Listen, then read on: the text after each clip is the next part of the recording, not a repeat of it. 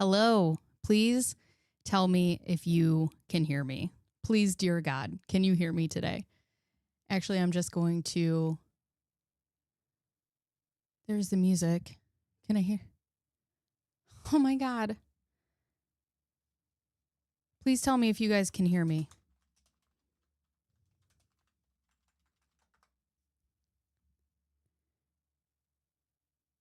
Because if you can't, I don't know. Hi, Mooncake. How are you? Okay, you can hear me. Thank you. Thank you, God. Also, okay, I've been making some changes. So look at what we got. We got, hi, Carl, Mooncake. I'm so ready. Lucky. Hello. Only me. Hello. Mr. Pike. Hello. Me. Can you hear me? Look at, we got chat. Look at friends. Friends. I am so happy. If you guys weren't here for the vertical on Monday, I was having the worst time trying to get my sound figured out. So we got it. We are here. I am so happy to have you. We can highlight chat so that we can all have a conversation. Oh, this makes my heart. Wait, what? I was just asking about circling back to NK. You the best. Oh, everybody, just so you know, Jumping Fox has the clap. She comes in, she brings us the clap. She gives us all the clap. Hi, Bree. Hi. Hello. Okay, so yes. Okay, I've said hello to everyone. Welcome to today's live stream. It is September 17th. We are going to be talking about Nichol Kessinger. So, and the reason that I wanted to talk about this was because there was another, hi, Monty, how are you? Is because we, another channel named Zawoki, I believe, shouted me out, took one of my long stream videos and reacted to the whole thing about Nichol Kessinger on his channel. And I was like, you know what? I want to watch her interviews live, her interrogation. So that's what we're going to do today. So we're going to go into her interview. I did say hello to you. Medell, stop it. Hi. I love you. Stop it. Ain't the first time it's been said. So that's what we're going to do. New release, Nichol Kessinger with her father. For everybody who doesn't know what's going on, Chris Watts was charged with brutally annihilating his entire family, his two very young daughters, his wife, who was pregnant, all because he was having an affair with a woman named Nichol Kessinger. And the thing that a lot of people want to argue about is, did she know? Did she not know? Was she involved? Was she not involved? So, you know, what we're going to be doing today is, where's my, hold on. I was almost there. We were almost where we could just, I could be here. There we go. We got it. Okay. You know, everybody wants to know if she was involved. Everybody wants to know what she knew. Everybody wants to know if she was a part of it. Yes, you're going to need your blood pressure monitor. This is going to be rough. In my personal opinion, do I think that she knew? I do. Do I think she was involved? Maybe. You know, I don't know. I have my thoughts. Guys, I can't tell you how happy I am about this right here. This makes me so happy. All right, but without further ado, let's get started. Hello to all of you. Welcome, you guys in the chat. If I go live vertically on Mondays, live horizontally like this on Wednesdays, where we can talk about these cases.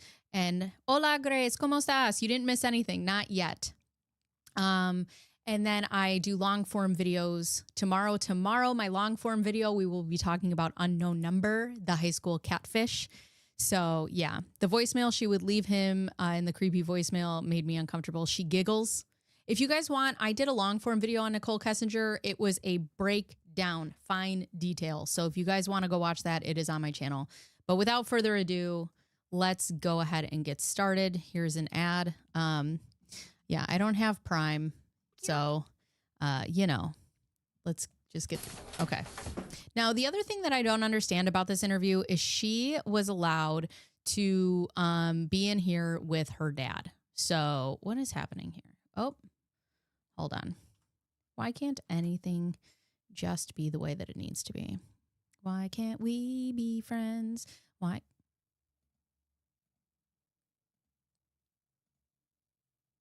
Hold the phone. Wait, it says,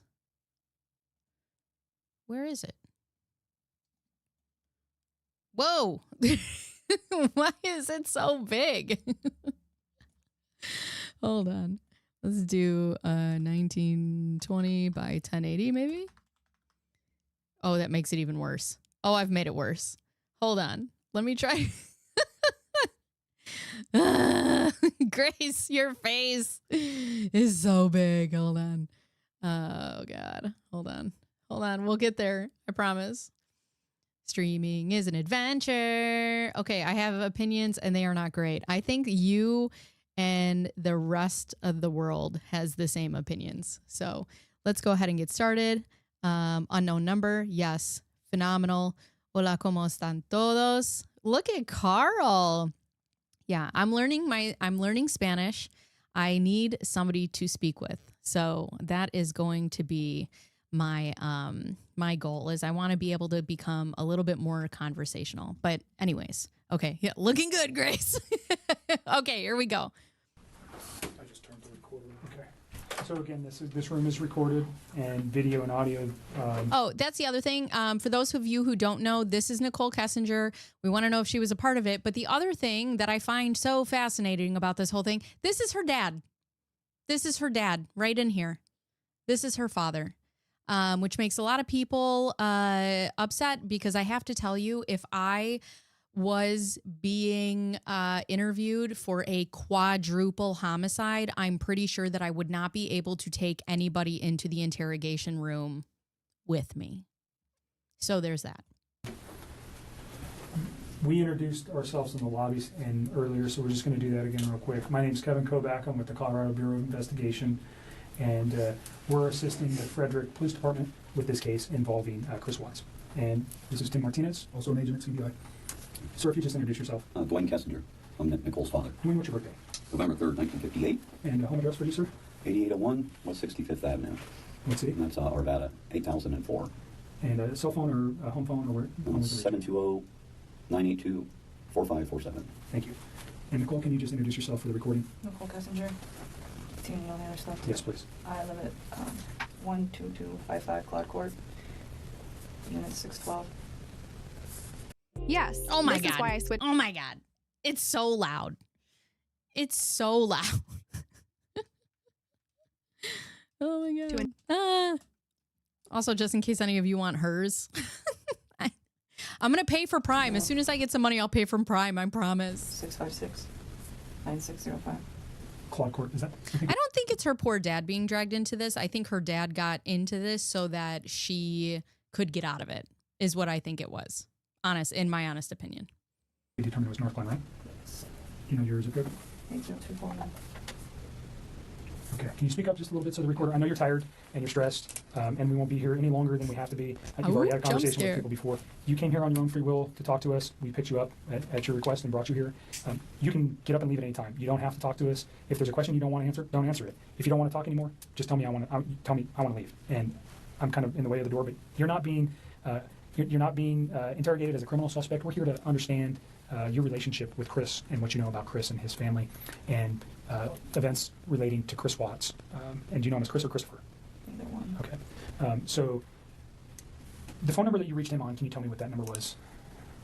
I think I deleted that out of my phone too. I just like. I think I deleted that out of my phone too. Amanda! Hey! Welcome back, Amanda.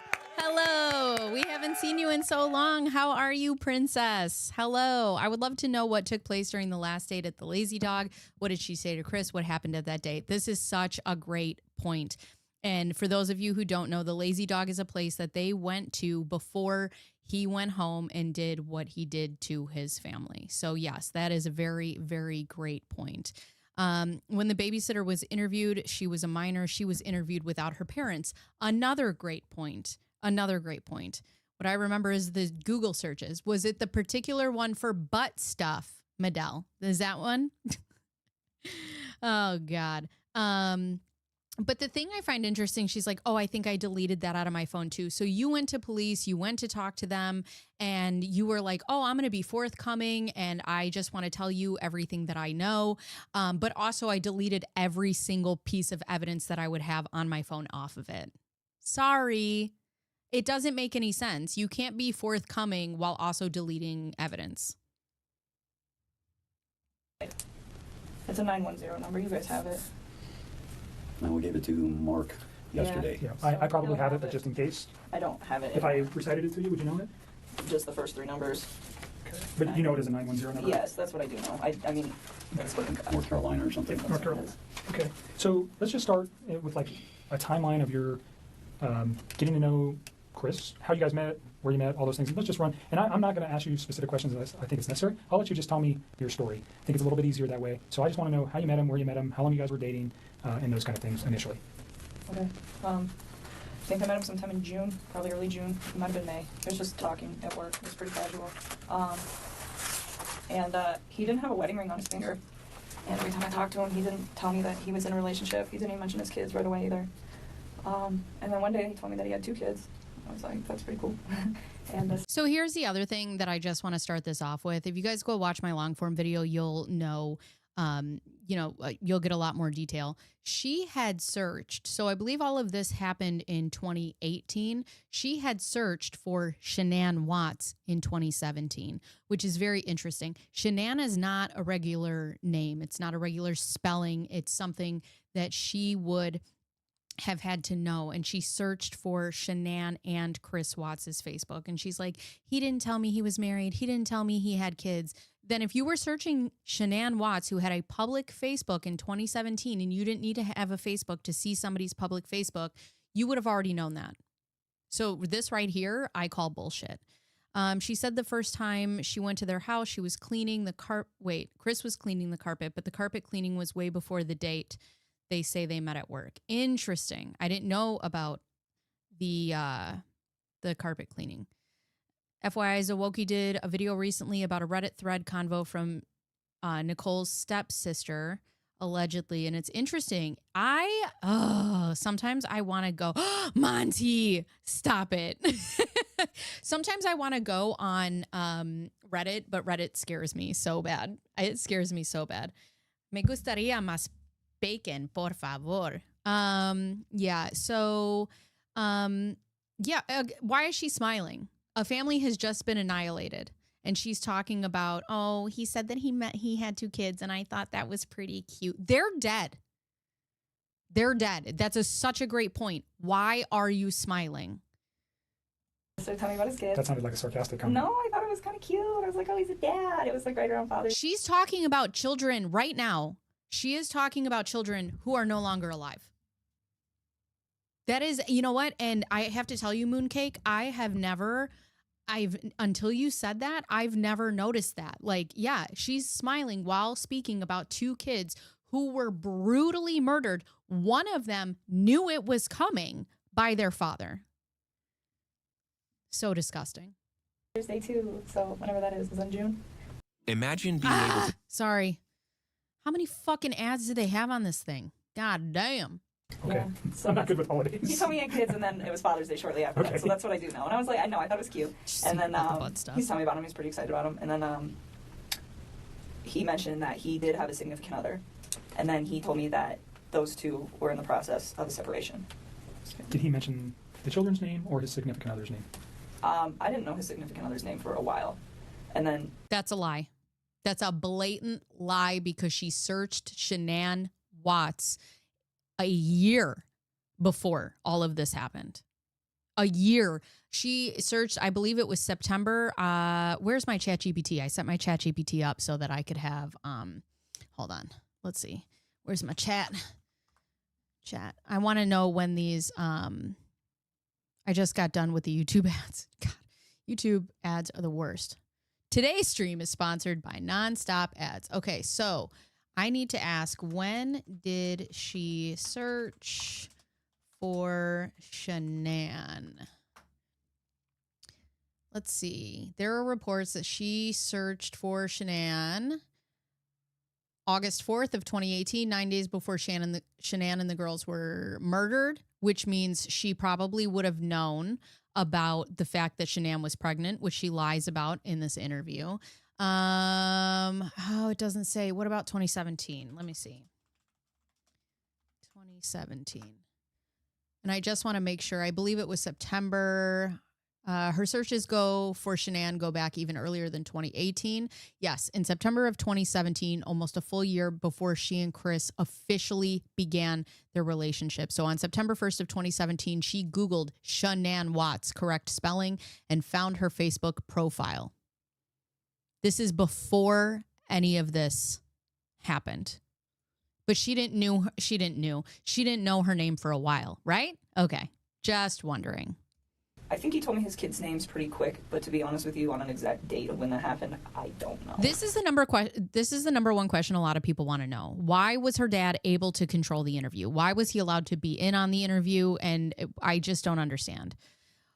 What I think is interesting is when she says Shanann's name, wash her hands. It's like she is choking someone. I have not noticed that. I'll keep an eye out for that. But I do have to say she violently separates herself from Shanann in these interviews. She has a really hard time saying her name.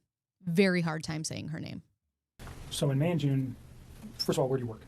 I work at Anadarko Petroleum Corporation. I'm contracted to Anadarko Petroleum Corporation. Okay, and you work out of an office setting where? In Platteville, Colorado. Okay, and Chris also works out of that location, per se? Yes, he's in the field, but he comes into the office with his team. So you work, what is your job responsibility? I do health, safety, and environment. Okay, so you work in the office and you take care of health safety for, Anadarko is an oil and gas company, right? Yes. So you're doing health safety in the office and Chris works in the field? Yes. As what kind of job does he do? He's an operator, so I don't know like all of his daily duties, but he's a field operator, so he works with like the oil wells. This is another great point. She refers to Shanann as that woman. You mean his wife? You mean the mother of his children? Out and does work on those, whatever that work might be. But he comes into the office frequent. In the mornings. His team meets in the mornings. They're not all in there every day. Some days some of them are in there, some days other ones are in there, but in the mornings typically from like 6:15 to probably 7, somewhere around there. And is that where you met Chris? Yes. Okay. So can you just take us through kind of a little bit of the early part of how he courted you or you courted him? I don't know which one happened. How you guys got to know each other? I guess we just started talking. He actually, so part of my job is to manage the gas monitors that we have. So Anadarko requires all of their field personnel to carry like gas monitor sensors for toxic gases, and it's my job to control the inventory, any issues, anything like that. And we were having some pretty serious like equipment issues, and we had numerous amounts of people coming in my office one day, and he happened to be one of them.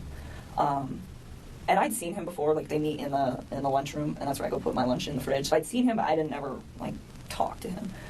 So that day we just started talking, and then I've seen him, but I've never talked to him. But she knew that he existed before she worked there, which I find very interesting. There's a lot of different conspiracy theories about what people think, and maybe she started working there because she had looked him up. But yeah, is the video sped up? It is. It is. I have to go get my kids in like 2 hours, and this is a 3-hour video. I saw him in the hallway after that, and it was always hit or miss. Like it wasn't an everyday thing. It was just when I saw him, we just started talking, and we just kind of had a lot in common and just hit it off. So we'd always have pretty good conversations, and then. I don't know. One day he told me that he had kids and started talking about his kids and then mentioned, yes, that I have a wife, but we're getting separated. So, okay. And when do you think that was? When he said all that? So specifically when he told you he was getting separated from his wife. Was that within the first couple of weeks that you knew him, or was that later on? You said you met him around May or June. Yeah, it was still in June. Okay. It would have been before Father's Day. So had you guys ever gone out on any It would have been kind of, before Father's Day. So the other thing that you need to know about Father's Day is Shanann put up multiple posts about Father's Day, about the fact that she was pregnant, about the fact that if Chris wasn't such a good dad and husband, that she wouldn't have had a third child if, and she put up these beautiful Facebook posts about how Chris is wonderful and they're welcoming their new baby. And so she would have known all of that because she searched for their Facebook profiles. Date at that time, you just were conversing at work? Yeah, that's all it was. And then oh, s'mores, yay. I don't know. We started hanging out. We hung out. We went to a park. Hung out at a park. Let's go back real quick. So why did he tell you that he was We went to a park. This is also my favorite. We went to a park. They went to the movies. They went to dinners. They went to some speedway. They went to a bunch of places. And then she's like, we were never seen in public together. divorced? Did he ask you out at that time? No, he didn't. I think he was probably interested in me. And so he talked to me a couple times via his work phone, and I was like, no. Like, it was still very, like, friendly conversation. But then when I realized, like, this man is interested in me, I'm interested in him, this is personal, so we got away from the Anadarko thing because I really don't want those guys affiliated with any of this. And so you have a work phone that specifically... No, I have one phone that I do both on. He has two phones. Okay, so he had your phone, the 720-656. That's the only number that I roll with all the time. Okay. So he has two phones. All right. One of those owned by Anadarko and Yes, one sir. personal. Yes, sir. Do you know what his Anadarko phone number was? Okay. It's been so long, and I mean, I'm sure I could, like, look it up, but I tried to look it up for those guys yesterday, and I couldn't find it. I'm sure I could look it up, but I deleted any piece of evidence that I have on my phone. I'll be the translator for you guys. How about that? Okay. We can find it. That's okay. Just wondering if you knew it.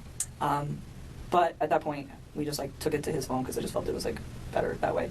And we just continued to talk, and then... Let me go back to the park. Where's the park? It's, like, down the street from my house. It's called East Lake Number 3. Your house Yes. in Northland? Yes. And that was in the June timeframe? Yeah, or, like, the beginning of July. It was, like, right around my birthday. It's, like, so sometime at the very end of June or the beginning of July. Okay. And that's the first meeting you had outside of work? Yeah. The basic conversation for a first date? I mean, we kept it pretty simple, I guess, you know. I don't even remember everything we talked about. We Sure. were there for a few hours.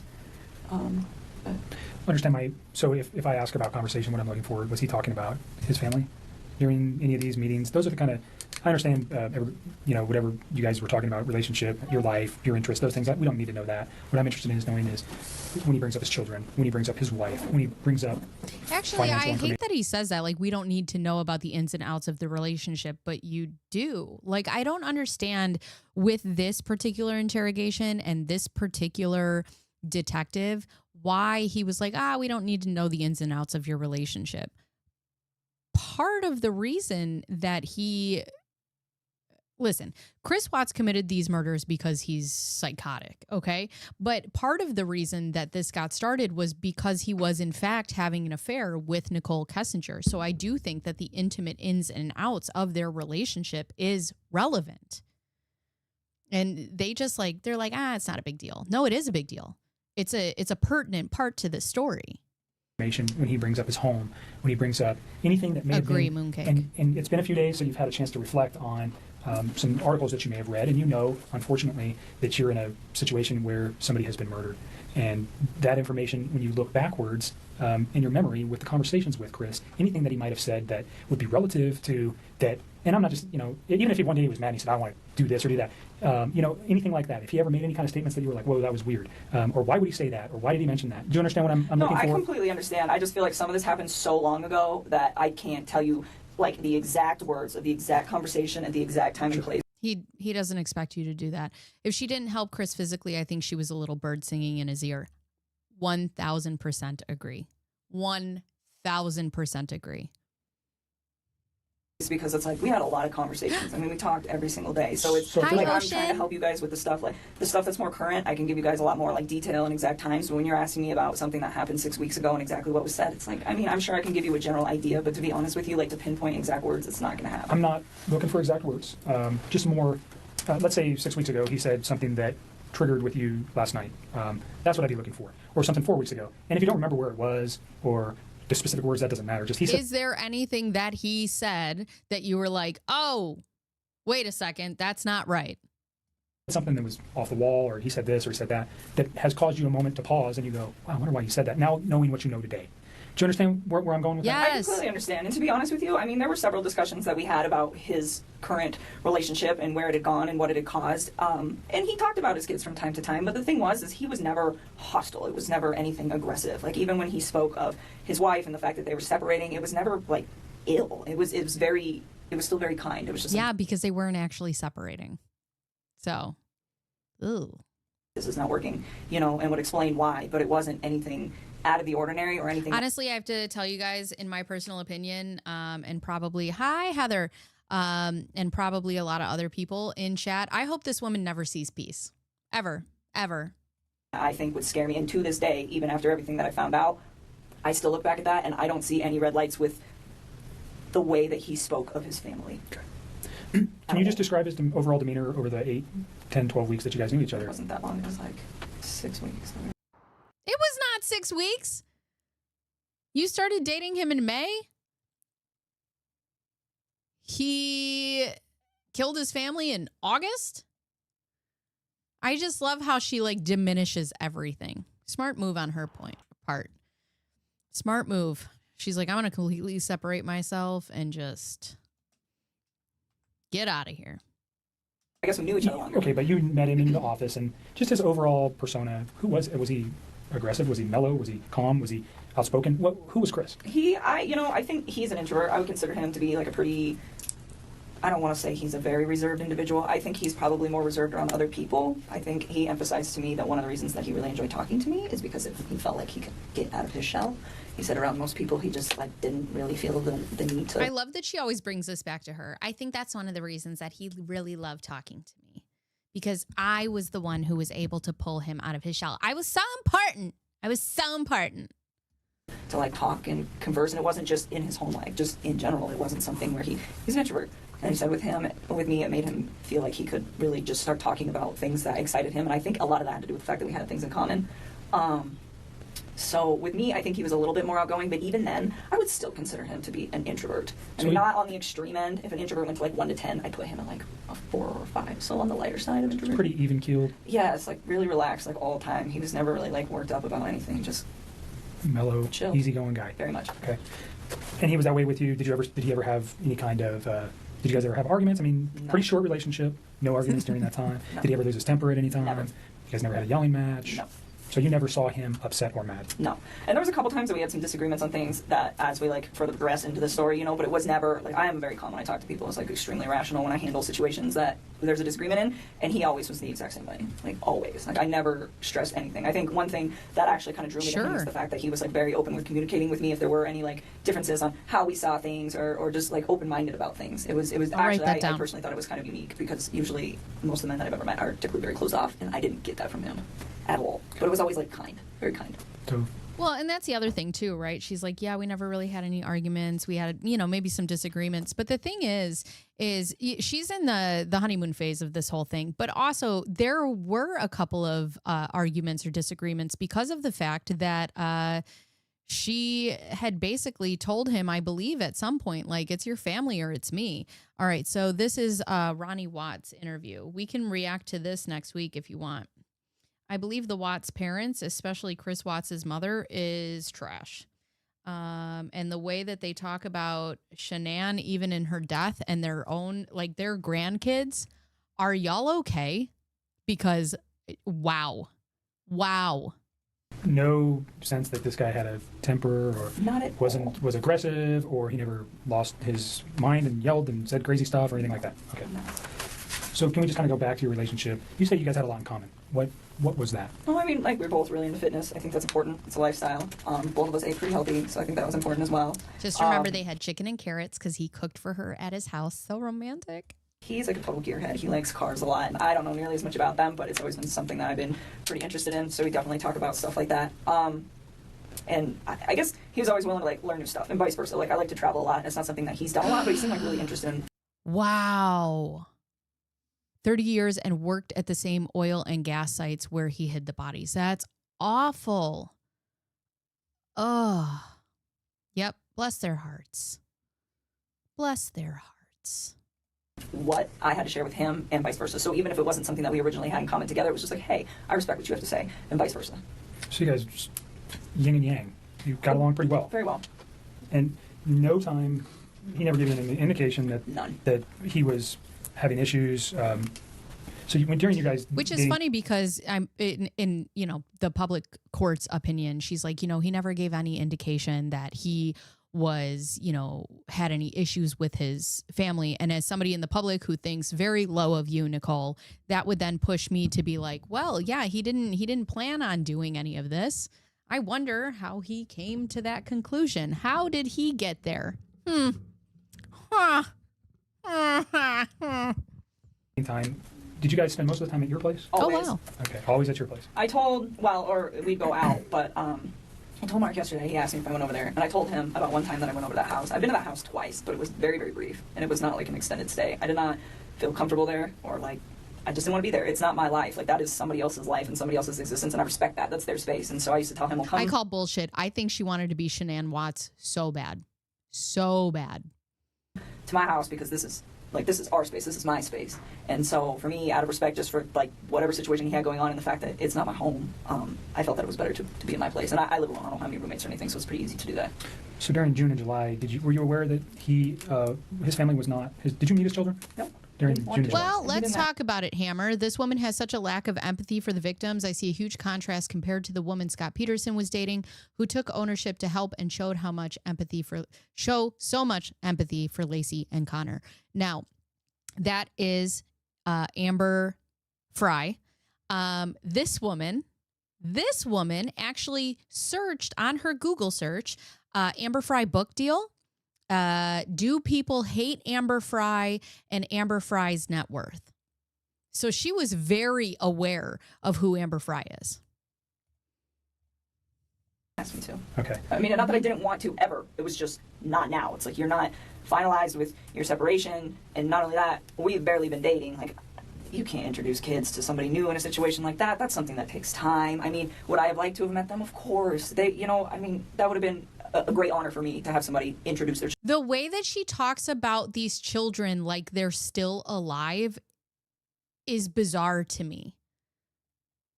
children into my life, but not then. Oh, yeah. Oh, yeah. Oh, yeah. When they went through her Google search, those 3 things were in there. Do people hate Amber Fry? No, we don't, because Amber Fry is a queen. So. Bath and Body Works.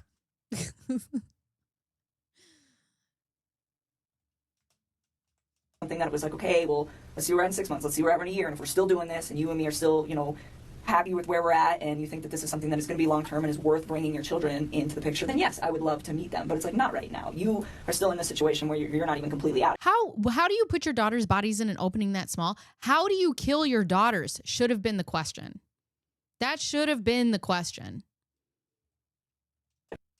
And I'm getting in it, and that's not fair for them. And that was kind of the policy that I had with him, was it was just like, yes, but not yet. So did he ask to introduce you to his children? Not at that time. Okay. I think both him and I were on the same page of eventually if things went as they should. I understand you guys' relationship is very new and young. Yeah. So although it was short, just laying everything out helps us understand what actually was going on with him. And Yeah. I might ask you a question and you're going, why the heck would he ask me that? Probably because I have information that I'm not willing to share with you, and I'll tell you that right now. I'm not going to tell you. Some questions I'm going to ask you, heck, I want to share some information with you. Just it protects. Why is he? And I'm not a detective. I've never been interrogated. I've never, luckily enough, I've never been in this situation. I would like to never be in this situation. Okay. Why is he so forthcoming with her? Why is he so gentle with this particular witness, with this particular interview? Ask your questions. Right. Why did she go into hiding if she's so innocent? Amber Fry didn't. Amber Fry's still out and about. Why is she in hiding? Changed her name, moved, had a baby, which everybody thinks is Chris Watts' baby, but no, that's okay. I love that you speak Spanish, because then I can speak Spanish to you. You, it protects our investigation. So if it seems weird, there's a reason I'm asking it, and it's usually relative to what I know. So don't take offense to it. Again, it's just part of what we need to know. Don't take offense to it. Understood. So you went to his house on 2 occasions. Yes. Was that recent? No, that was like pretty early into it, and I did not like it and did not want to go back. Do you recall where the house was? Yeah, it's like right off the highway in Frederick. Okay. And you know the streets? I mean, I'm sure I could figure it out again if I really had to. Like off the top of my head, no. Do you know the street name? No. Okay. I would have to drive around in there to get there. Okay. Did it look like anybody else lived at that house at that time? Oh, definitely. Okay. I mean, So is that what freaked you out? I mean, he told me that he was He could have been lying to Nichol. Maybe he was lying to Nichol too. He might have thought that the exit from Shanann would be a slam dunk and he could move into that new apartment. I don't know. I don't know. I don't know. I don't know if it was that easy. I don't know. To be honest with you, I think Chris Watts is kind of a bitch. And I think that Shanann took control of, that whole life. I think he resented it. And then I think that Nichol came in and was able to push him into doing the things that he did. I think Chris Watts, in my opinion, was just kind of a guy that floated through life who did what anybody would tell him. But that's my personal opinion. Yeah, so actually let me look into that because that is OxyContin involved.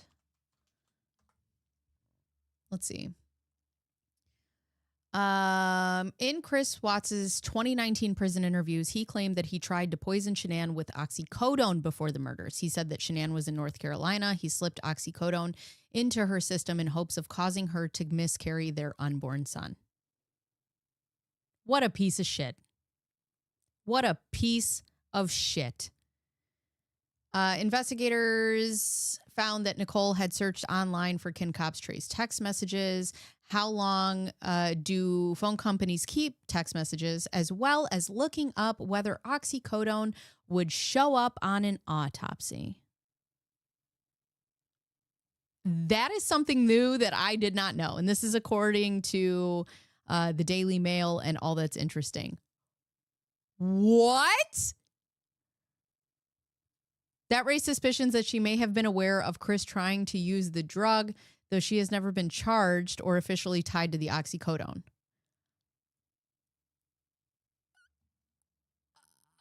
I am in shock and horror. Yeah, I'd love to talk to Suwoki. Oh my God. We don't speak ill of other creators here unless they're bad. He's living in the basement, and he said, we're separated, but we're not divorced, and we're going to get ready to sell the house. And that was the impression that I was under. And I was under the impression that they were taking everything pretty slow with this, with like getting ready to sell the house. I mean, those are big things. So that's what I was informed. And I mean, if you think about it, this whole thing happened in a 6-week stretch. Like, it's not really that much of a time frame. So in that sense, like, it's believable to me. Yes, I went to the house, and the first time I was there. All right, since we're taking a little bit of a break, I'm going to have to take my sweatshirt off. This is making me sweaty because my blood pressure is going up. No, only me, baby. It's fine. I don't ever want to speak ill of another creator unless that creator is doing something bad. But I don't ever, because I wouldn't want that to happen to me, you know? That's all. That's all. There's probably going to be, there's a lot of people who speak ill of me on the internet, but that's fine. We lead by example. We try to lead here with kindness, but you know, sometimes it doesn't always work out that way. Oh, nope, another ad. Oh my God. How much does Prime cost, you guys? I hung out in their like front living room. I just sat on the floor, and it was on the 4th of July. It was the morning of the 4th, and I was helping him to set up MyFitnessPal app and like track his food, his calories and stuff, because he does pretty good with the working out and stuff. And he asked me, he's like, "Can you help me just like get this dialed in?" He's like, "Yeah, I can do that." So that he invited me up to the house. Lucky, I am so sorry that you went through this experience. This is terrifying. I am so sorry. So I'll put this here. To do it because I was like, there are other people that live here, and I just felt like it was an invasion of space. And so I went up there, and we just stayed in that front room, and I helped him out with that. Holler Bible study. Got him all set up with that, and then he asked me if I wanted lunch, and he grilled chicken and carrots, and then that's all he had. I was like, grilled okay. chicken and carrots. So we ate, and then I left, and then there was another day about, I can give you the date-ish. Let me look at a calendar. I think it was the weekend. Also, I want to know, they had a Ring doorbell camera, and I asked this in my long form video. I'm curious as to how or where she parked and why she hid herself going into the house, because they they had the Ring doorbell camera. So I don't know if he disabled it or what happened, but did she know that that existed? And if she did, why hide? Oh, lucky. Just a thing on the courtesy for the phone for, what was that guy's name, Don? This gentleman, Oh. Thornton PD. I just met him today. Oh, Do you want to do the I phone forgot again? about that. For TPD? It's not for them. They're doing it for us. Yes. We don't have the equipment with us to do it, and I asked them to do it for us. They're not involved in this investigation. He would just be a computer person. He would not be looking at any of this stuff. That would fall. All right, this is to about myself. getting her. So Whoa! keep that in mind. He's not involved in this investigation. Thornton PD has nothing to do with this, other than letting us use their facility. And Gotcha. I don't know anything.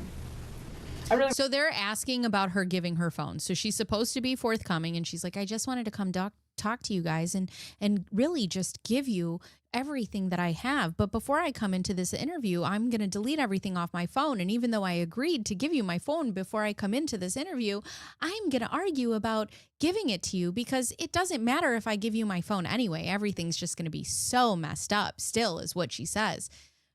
Are you forthcoming or not? I want to help you guys. I do. Absolutely. I feel like this whole thing is just going to be crazy regardless of whether I give you my phone or not. So then I give mean, him the that's phone. Kind of how I look at it. Like it's happening. It's going to happen. Well, the text I mean, it's reiterate just what gonna you've been saying all along, so it's not like... Well, they do. That's the other thing too. I mean, that's kind of a good backup. Yeah, I'll give I it think to him. you hit That's the kind of a good backup. What an odd thing to say. That's kind of a good backup. For what? If you're innocent, what do you need backup for, Nichol? nail right on the head. There's reasons why we want everything. It validates things that we know. I'm not going to come out and tell you that. If you tell me something today, we'll validate it with your text messages, whether it's the ones we have Yeah, now I or the will. ones you're going to give us. I'll give it Certainly. to him. If you want to go get him. I want you to read this, is what I want you to do before you decide that, okay? So the second time I went to that house, I'm not sure what day it was, but it was the weekend of the 14th. Of August? July. I don't know if it was the 14th or the 15th. One of those 2 days. But we had went out and we stopped there just real quick on the way back. And we were there not very long. But that time I saw a picture of his wife and one of his kids. And I remember thinking to myself, like, wow, she's so beautiful. Right. And I took a step back and I was just like, this man has a gorgeous house. He has beautiful babies. He has a beautiful wife. He has an awesome job. Like, why would he want to leave this? And Everybody, a round of applause for the saint that is Nichol Kessinger. Just a round of applause, friends. She is just so wonderful that a man who was separated and getting a divorce before he even met her, and then they start dating, and she would go into that house and think, why ever would you give this all up? I think you should go back to your wife. And then in the time that she thinks that he should go back to her wife or go back to his wife, she sent thousands of photos to him. Nudes. I remember talking to him about it, and that was the first time that I tried to actually say, what do you think about not separating from your wife? Like, what if you really try to work on this? And he had expressed to me that we've tried to work on this, and it's not working, so that is why we're separating. And I spent some time, like, just, kind of, because it almost made me feel bad, where I was, like, to the point where I'm engaging in a relationship with a man who, the way he described it, is in a contractual agreement, but was not in, like, an emotional relationship with somebody. Right. He was getting, according to you, he was getting a divorce. He was going to be divorced. They were going to sell the house. They were going to finalize it. And then you come into the home and you're like, no, wait, try to save it for your children, for your wife. Do that. But also while you're doing that, I'm going to bombard you with a bunch of nudes. And for me, the way I would have preferred to do this is to have waited till that contractual agreement was also done, and he was done. And he could have approached me and said, I would have preferred to wait until that contractual agreement is done. Then why didn't you? I would have preferred to. Nobody made you. You could say, listen, you're not done with this. I'm not ready to be in a relationship with someone who's still technically tied to their ex-wife. I really like you. I want to be with you. Please call me when you're done. It's not that hard. To be honest with you, I'll tell you guys a little story. Tell you a little ditty about bacon. Me and my husband played softball together. And he came to softball one night and he was like, hey, or he was looking really bad. And I was like, hey, what's going on? And he's like, I'm breaking up with my girlfriend. She's going to move out. And, you know, it's just kind of rough. And I was like, oh, that sucks. Like, I'm so sorry.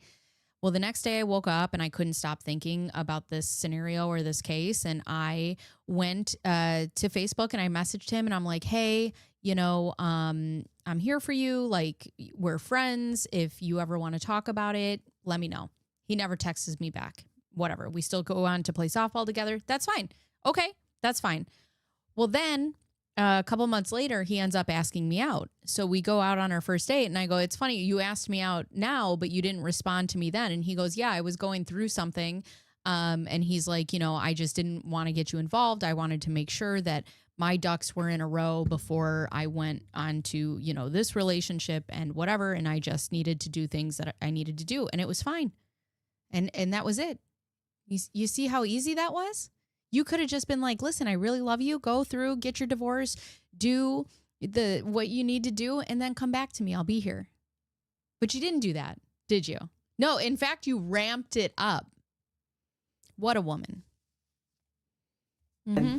Just had a divorce, you know, maybe we could take this slow. What do you think? But instead it was, oh, we're separated and we're working. Maybe we could take this slow, coming from a bitch who was looking up wedding dresses. To watch this back again, it's almost like I forget how terrible she is. And then I watch it again and I want to shove glass in my eyes. On a divorce. And that is the part that I feel bad about because I should have waited on that and I didn't. That's the part I feel bad about. I should have waited for the divorce, but I didn't. Not the part that he killed his family. Ma'am. And, you know, I was just like, well, they're already there. So, you know, but then being in the house, I was just like, why? Fix this. Find a way to fix this. Make it work, you know? And I was like trying to push him to do it. And he seemed pretty reluctant to do it. Yeah. He didn't want to. Because you guys were still going out on dates, because you guys were still being intimate, because you were still sending nude after nude after nude. How is someone supposed to know that you're not interested in them when you're sending 1,000 pictures of your ussy to him every single day? And, I don't know, we were still seeing each other fairly frequently, but I kind of, like, backed away so we weren't hanging out quite as much. And we were still close, but it was just, like, I really wanted him to try. Like, I wanted to know that he tried. You know, Breeze, I hope her dad finds out what a horrible, horrible person she is, and I hope he's thoroughly disappointed in her. And then he moved on, not... Oh, that scared me. Jump scare. Ah! Ads! You know what? I think we need to get me a blood pressure cuff so that we can check my blood pressure during interviews like this, because I want to punch something in the face. Mostly Nichol Kessinger, but who am I? Who am I? Did you react to her other interviews? Not yet. No. We'll get there. Not that, you know, they both kind of tried and then he got himself into a situation with somebody else. And I don't know. I just thought he had a beautiful life going on and he could have made it work. That was the way I looked at it from the outside. So is this something you reflected on since? Okay, let's just talk about, and this is what I do. This is what I like to hear. I'm a Gemini. I love to listen to people talk. And the problem is when you talk too much, you start to contradict yourself. I really wanted him to get back with his wife. He had this beautiful life. But also then we were talking about the things that we were going to be doing in our future.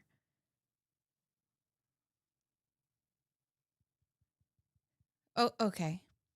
Not even sending feet pics. Amateurs. Also, how are they allowed to use their phones while being interviewed? I don't know. I've never been interviewed by police, so I don't really know how that works. Yeah, I'm not sure. Actually, if you can use if anybody has been interviewed by police, please let us know. This event, or was this you? No, I was doing it then. Like you said, this doesn't look right. He's kind of. I don't want to be responsible for breaking up a marriage, especially with 2 children. Is that kind of the gist I'm getting here? I didn't think it didn't look right. I mean, I think he was legitimately sleeping in the basement, and I didn't think that these two were. I mean, I think it was like, hey, we're both stuck in this house for now. We got to sell this. In the meantime, you live here, I live here. We sleep in different rooms. Take care of the kids. That's just like kind of how I took that. And no, I didn't think it didn't look right. I just thought it just seemed like he had so much going on and it was just beautiful that I was like, why don't you just try this out, and see if you can fix it. And he'd always be like, well, what about us? What about us? I'm like, don't worry about us. Like, that is more important. Like, try to see if you can, like, salvage whatever it is that you have going on with your wife. And I always got the impression that he was a great father to his kids, like, always.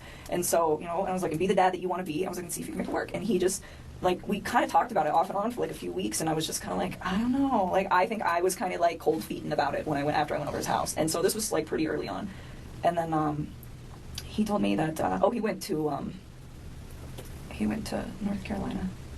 And he was like, I'm going to talk to her when I'm in North Carolina and see if I can get her to do this, to, like, try to, like, rekindle the flame. Okay, I love this part. Oh my God, this is my favorite. So he tells her that he's going to North Carolina to rekindle the flame. And she's like, oh my God, that's so good. You and your wife are going to get back together.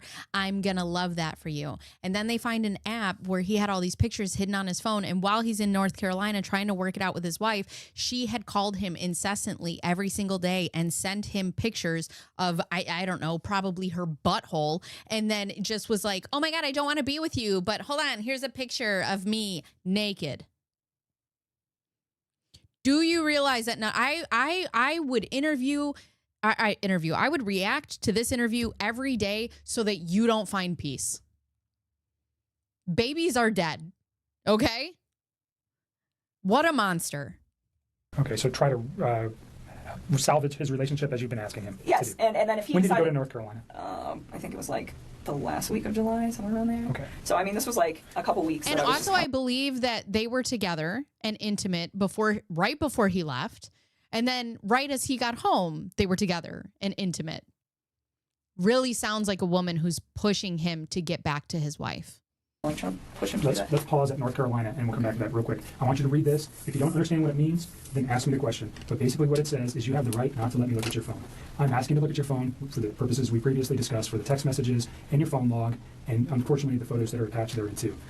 That information is only relative to this investigation. I'm not looking at anything else except for the conversations between you and Chris Watts, and the phone data between you and Chris Watts for phone calls, for times and dates for those phone calls.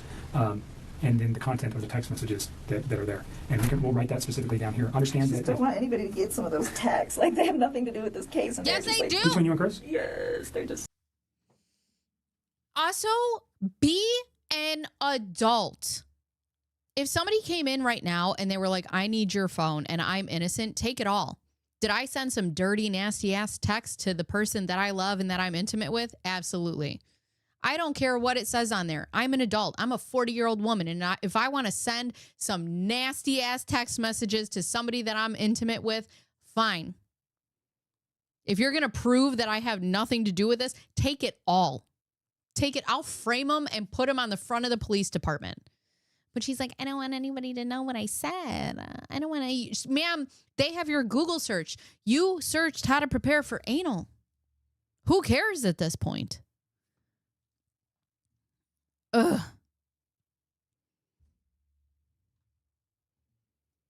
No, she doesn't. She doesn't want to hold herself accountable for anything. Take the whole thing. Take every text. You know what? I'll even do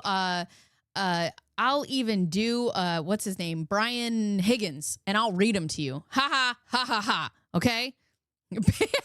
PM me. Mr. Bacon is a lucky guy.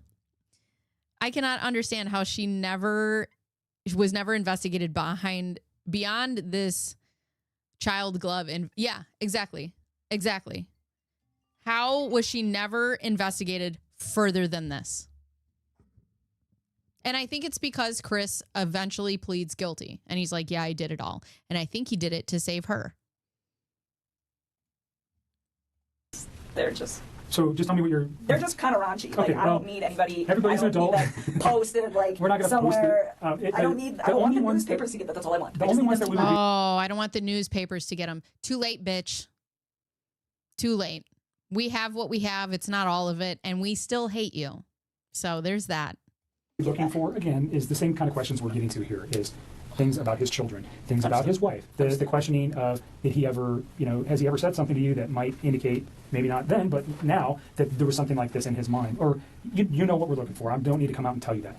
I understand the embarrassment of particular photos or potential sexual types of conversations you may have had with Chris. It's not relative to the investigation. We don't care. Okay, you're an adult. I'm an adult. Everybody in this room, even your dad, and I give it to you for saying that stuff in front of your dad because I'm not sure many women could do that. So that's not what we're after. We're after the information that corroborates things that you've told us, and also that corroborates or may tend to prove that things that Chris told us were a lie. You understand that? And that's maybe going a little bit far. I usually won't tell people that, but because of your reservations, that's what I'm looking for. If I can disprove something he's told me by a phone record, phone records don't lie. People do. Okay? So if I can disprove something that may be important, that's what I need it for. I'm not saying I can. Also, you know what? This is a great, this just brought this to my attention. Like newspapers, you know, I get my news via doom scrolling. Yeah. But also, you're more concerned about your booty hole pictures getting to the newspaper than you are for justice to 2 little babies. 3 little babies, I'm sorry.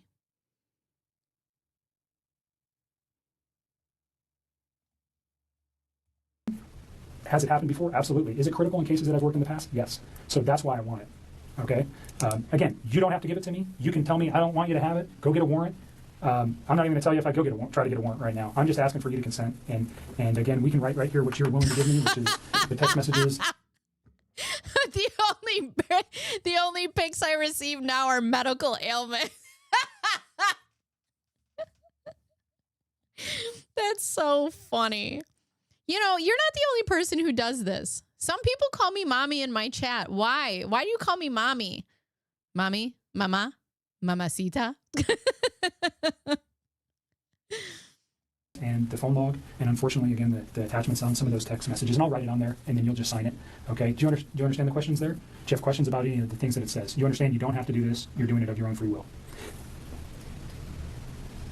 In a world... And that's the other thing. Like, again, she told them that she was going to come down there and she was going to do all of this, and she's hesitant on giving them her phone. She literally said, I'll come down there and give you like whatever you want, whatever you need. And then she's like, I don't know. Take my phone. Take the whole thing. Take it all. If I'm innocent, take it all. Take it. And me and my lawyer sitting in a interview room, you can have it. I'll read them to you. I'll print them out. I don't care. Take it.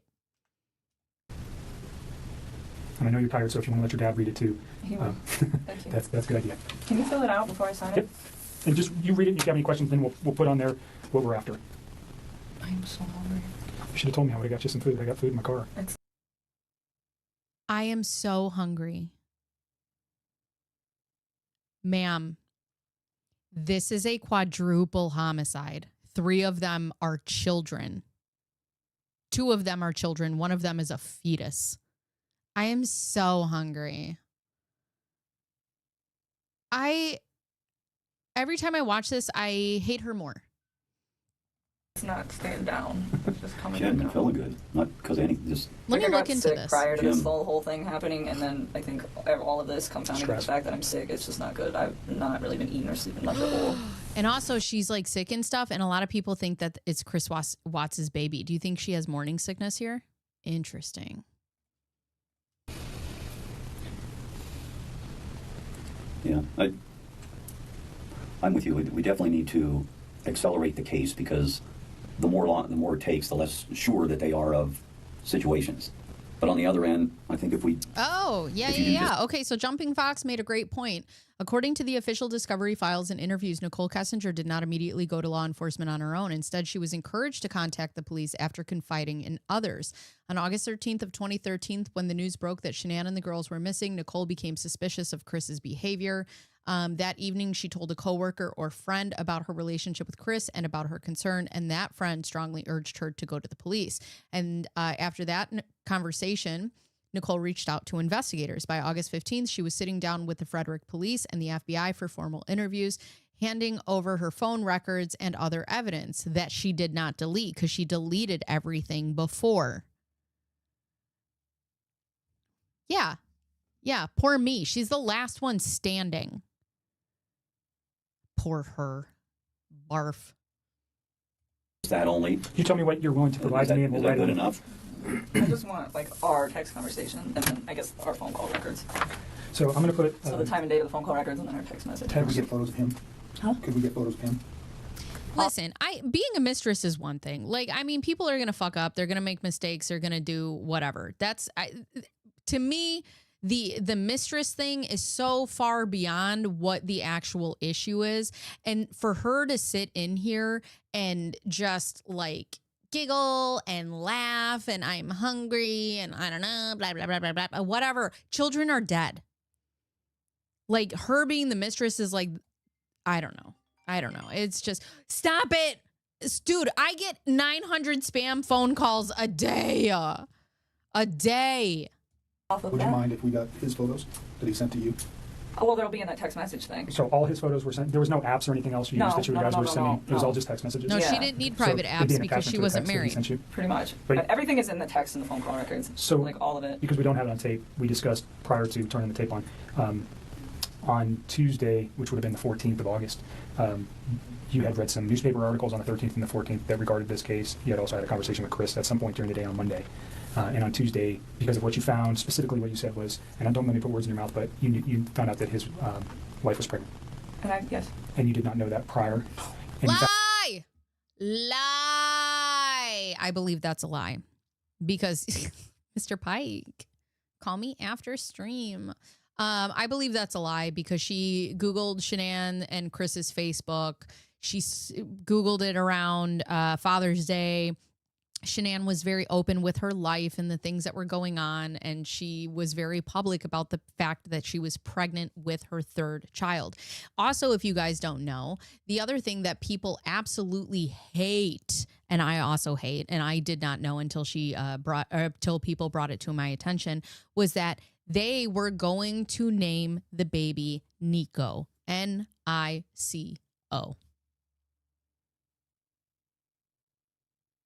Diabolical. found that out via the newspaper articles, and that caused you concern. Well, I just realized that he was lying to me, and I was like, well, if you can lie to me about this, what else are you lying to me about? And it made me realize that maybe his wife was in danger at that point, and it was day two, and she still wasn't home. What did that cause you to do with your phone, though? Build a website you Yeah, love. exactly. I thought she was in danger. What did that cause you to do with your phone? Great question. I thought this woman and these children were in danger, so I took every piece of evidence and I fucking deleted it.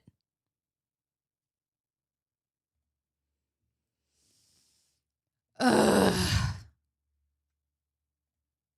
Oh, what, when I deleted those? I was just kind of grossed out by him, to be honest with you. I was just like, I don't know what's going on right now. I was but you just grossed lied to out. me. You had no concern for these babies. You didn't have enough concern for these babies. Being a mistress and her not having any concern for Shanann, that does not surprise me. The kind of bitches that she is, they don't care about the women. But to not care about the kids and be like, ooh, I think I should delete my text messages instead of going to police because there are babies missing. You're disgusting. And I don't want to see this come over my phone anymore. So I removed it. So you already said, but you removed text messages? I deleted all of his stuff because he lied to me. I mean, that's what it was. It was the hurt that made me delete it. And then it was the lie that made me start questioning everything else he'd been telling me for the last few days. And that's when you decided. It was the hurt that made me delete it, and then it was the lie that made me question everything that he was telling me for the past few days.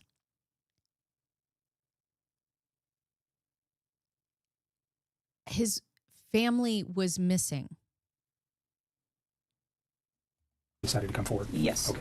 So just for context, Yes. when people delete stuff off phones, usually we go, hold on a second. No. It And wasn't that's why I wanted- Yeah. Usually when people delete things off of phones, we go, hey, what are you doing? At all. It And I'm wasn't not saying malicious at all. He lied to me. It just hurt. Like, I had never felt like he'd ever lied to me before. And it was a big lie. I mean, telling somebody that you're in the midst of a divorce and then Lucky, you have had quite the wild ride. Quite the wild ride. I got to tell you, Heather, you're right. She is very animated. See, there they are again. Potential spam.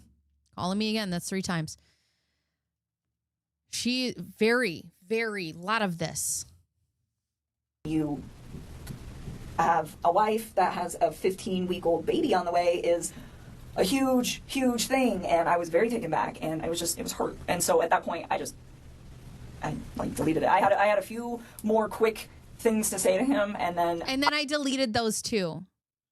And then I searched for Shanann Watts on my Google because I wanted to know, she was missing, which would be a perfectly understandable Google search because you're like, hold on a second, I got to get my bearings about me. But you also deleted that. Why? That would be a perfectly reasonable thing for a human to do, to search for Shanann Watts if she was missing and you were a part of this. And then you deleted that?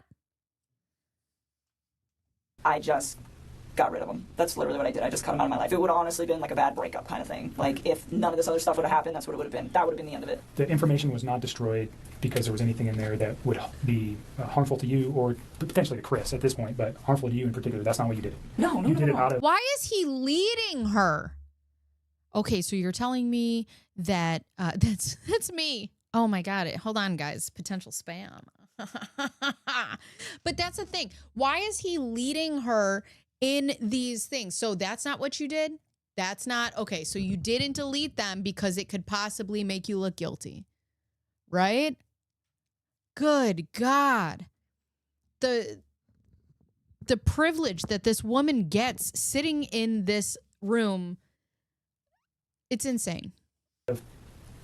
Excuse my language. This guy's an asshole, so I'm getting rid of him, and I'm getting this stuff off my phone. That was like me kicking him out of my life. Okay. And then, like I said, and then realizing that he lied, that was when I was like, okay, maybe his family is in danger, and they're not coming back, and they're not staying with a friend. Yeah, when did I go over there? Tuesday morning? Wednesday morning. Wednesday. I called you Wednesday morning. That's when we started discussing. You guys need to get everything that it just... You can understand the importance of... Oh, no question. We were... Like I said, people lie, phone records don't, and they really help specifically establish dates and times. I think we have a very good grip on that in this case already, but there may be a time when we go, we need to know something else, and then we would have it. We don't want to lose it, and that's really what it is for us, is if we lose information that later on we go, man, I wish we would have got that. And we may never even use these. We may never even look at them. But if we have it now, then we don't worry about losing it. So I appreciate you being cooperative and giving it to us. Yeah. So the first thing I wrote was text messages between Chris Watts and attachments. Okay, so because we're talking about the photographs, unfortunately, Hi, that Cat. cause you much disdain. And then I am going to put phone log. Let there be. No, let there be no more ads, girl. Stop it. Hello, Rich Cat. If you guys haven't seen it, I have done an interview on Rich Cat's channel. It is pinned or not pinned, but it is in my community tab. So if you guys want to go see us chatting live in real time, you can go see it over there on her channel. Oop. Calls between yourself and Chris Watts. Your phone number is 720 656 9605. And this right now is located we're at the Thornton Police Department. It's going to be moved to so this is kind of, doesn't make sense, but we're here. It's going to be moved to Guard Bureau of Investigation. He's going to download it here, but I'm going to take it with me. Just so you know, it's not staying here. Okay. They're not going to retain any of this. This comes with me. Okay? Is there anything else you want on there? I think that's about... That's it. I mean, I don't have social media. I don't really have anything else you guys can pull. Okay. Is there anything else you know of that could help us with I would just be like, take the phone. Take the phone. this that is not on the sheet? As far as like data? That's on your phone? No. I mean, everything we did was like text and talk, pretty much. I mean, and like I said, any pictures that I had, like even if you were to restore all my regular photos, there's so many pictures in there, you wouldn't even know which ones were for him and which ones weren't. But any picture that I wanted to send to him, I sent via text. So if you guys go to the text... You wouldn't know which ones were for him and which ones weren't because I was just sending booty hole pictures to everybody, girl. attachments, you will have everything that wasn't said verbally and was done via text. But I think that's it. Like, I don't have... I'm wearing it straight today. As far as, like, no Thank you. Facebook, no Instagram, no Twitter, no LinkedIn, like, none of it. So, there was never any of that kind of correspondence. So I think that should probably cover everything you guys will need. Is there any particular messages that would help me so I don't have to look at? Because whatever's on your phone, I don't know how long we're going to get back to, but let's say is there a particular date or time or message that stands out to you that would be relative to, specifically to the investigation into this case, that might assist me in understanding why something like this could have occurred? I'm still in shock that this whole thing happened. Like, that's why I gave him the benefit of the doubt for the first day, because I was just like, no way. Like, I didn't even think about that. I mean, murder was not on the top of my mind when somebody doesn't come home for an evening, especially if they just, like, had some sort of, like, heated conversation. It's like, okay, you guys are separating, you have a heated conversation, you leave for a night. Like, I didn't even think this guy killed his wife. I mean, that like, murder is not something on the top of my mind when I call one of my friends for 3 or 4 hours and she doesn't answer the phone. Like, that doesn't even process to me as, like, a real thing that is a possibility at that point. And so that's why I gave it a day, and then the second day I was talking to him, he was just, like, a hot mess, I could tell. And then with like the way he was talking to me, and then that's kind of when I cut him off and I stopped talking to him. And then, so remember what you just said, and we're going to get to that because that's probably a very important conversation. So if you want to know days, I would probably honestly just start at like Sunday and work your way forward. I mean, all the rest of that stuff, it's just like the small talk of like, hey, this, you know. I mean, and your relationship building through the I mean, like, and if you go like maybe like a week further back, like there's times like I was trying to help him find an apartment, like just for him, not for me, but for him and his kids, to get set up. And like there's times where I'm like, well, where's your wife moving to? Like, how close is she going to be to you? You should be within like 30 minutes of your kids, so they're close, and like you want to be close to their school and close to your gym, and like what's your price range? Like I was helping him get all of this stuff set up, and it was like in a very decent manner. And I don't know if all of that is in text, some of it's probably on the phone. Like at this point I've talked to him so much that I don't even know which parts are like verbalized. It's so funny though, because she's like, you know, again, she's like, oh, I was encouraging him to go back to his wife. But then in the same interview, she was like, I was helping him look at getting his finances together. I was helping him, you know, look at apartments. I was helping him make preparations to leave his wife. Which one is it? Because it can't be both. And which parts are texted at this point, but we can figure it out. Okay. You see what I wrote? Text messages between Chris Watts and attachments, and then the phone logs for calls between your phone number and Chris Watts. Those are the two things that were asked to be extracted from your phone. So if you're okay with that. Why does it say items removed cell phone data? Isn't that this? That is that, and that's what he's going to remove, and then that officer is going to fill that out. Gotcha. What is the date? I don't even know what Today is the 16th.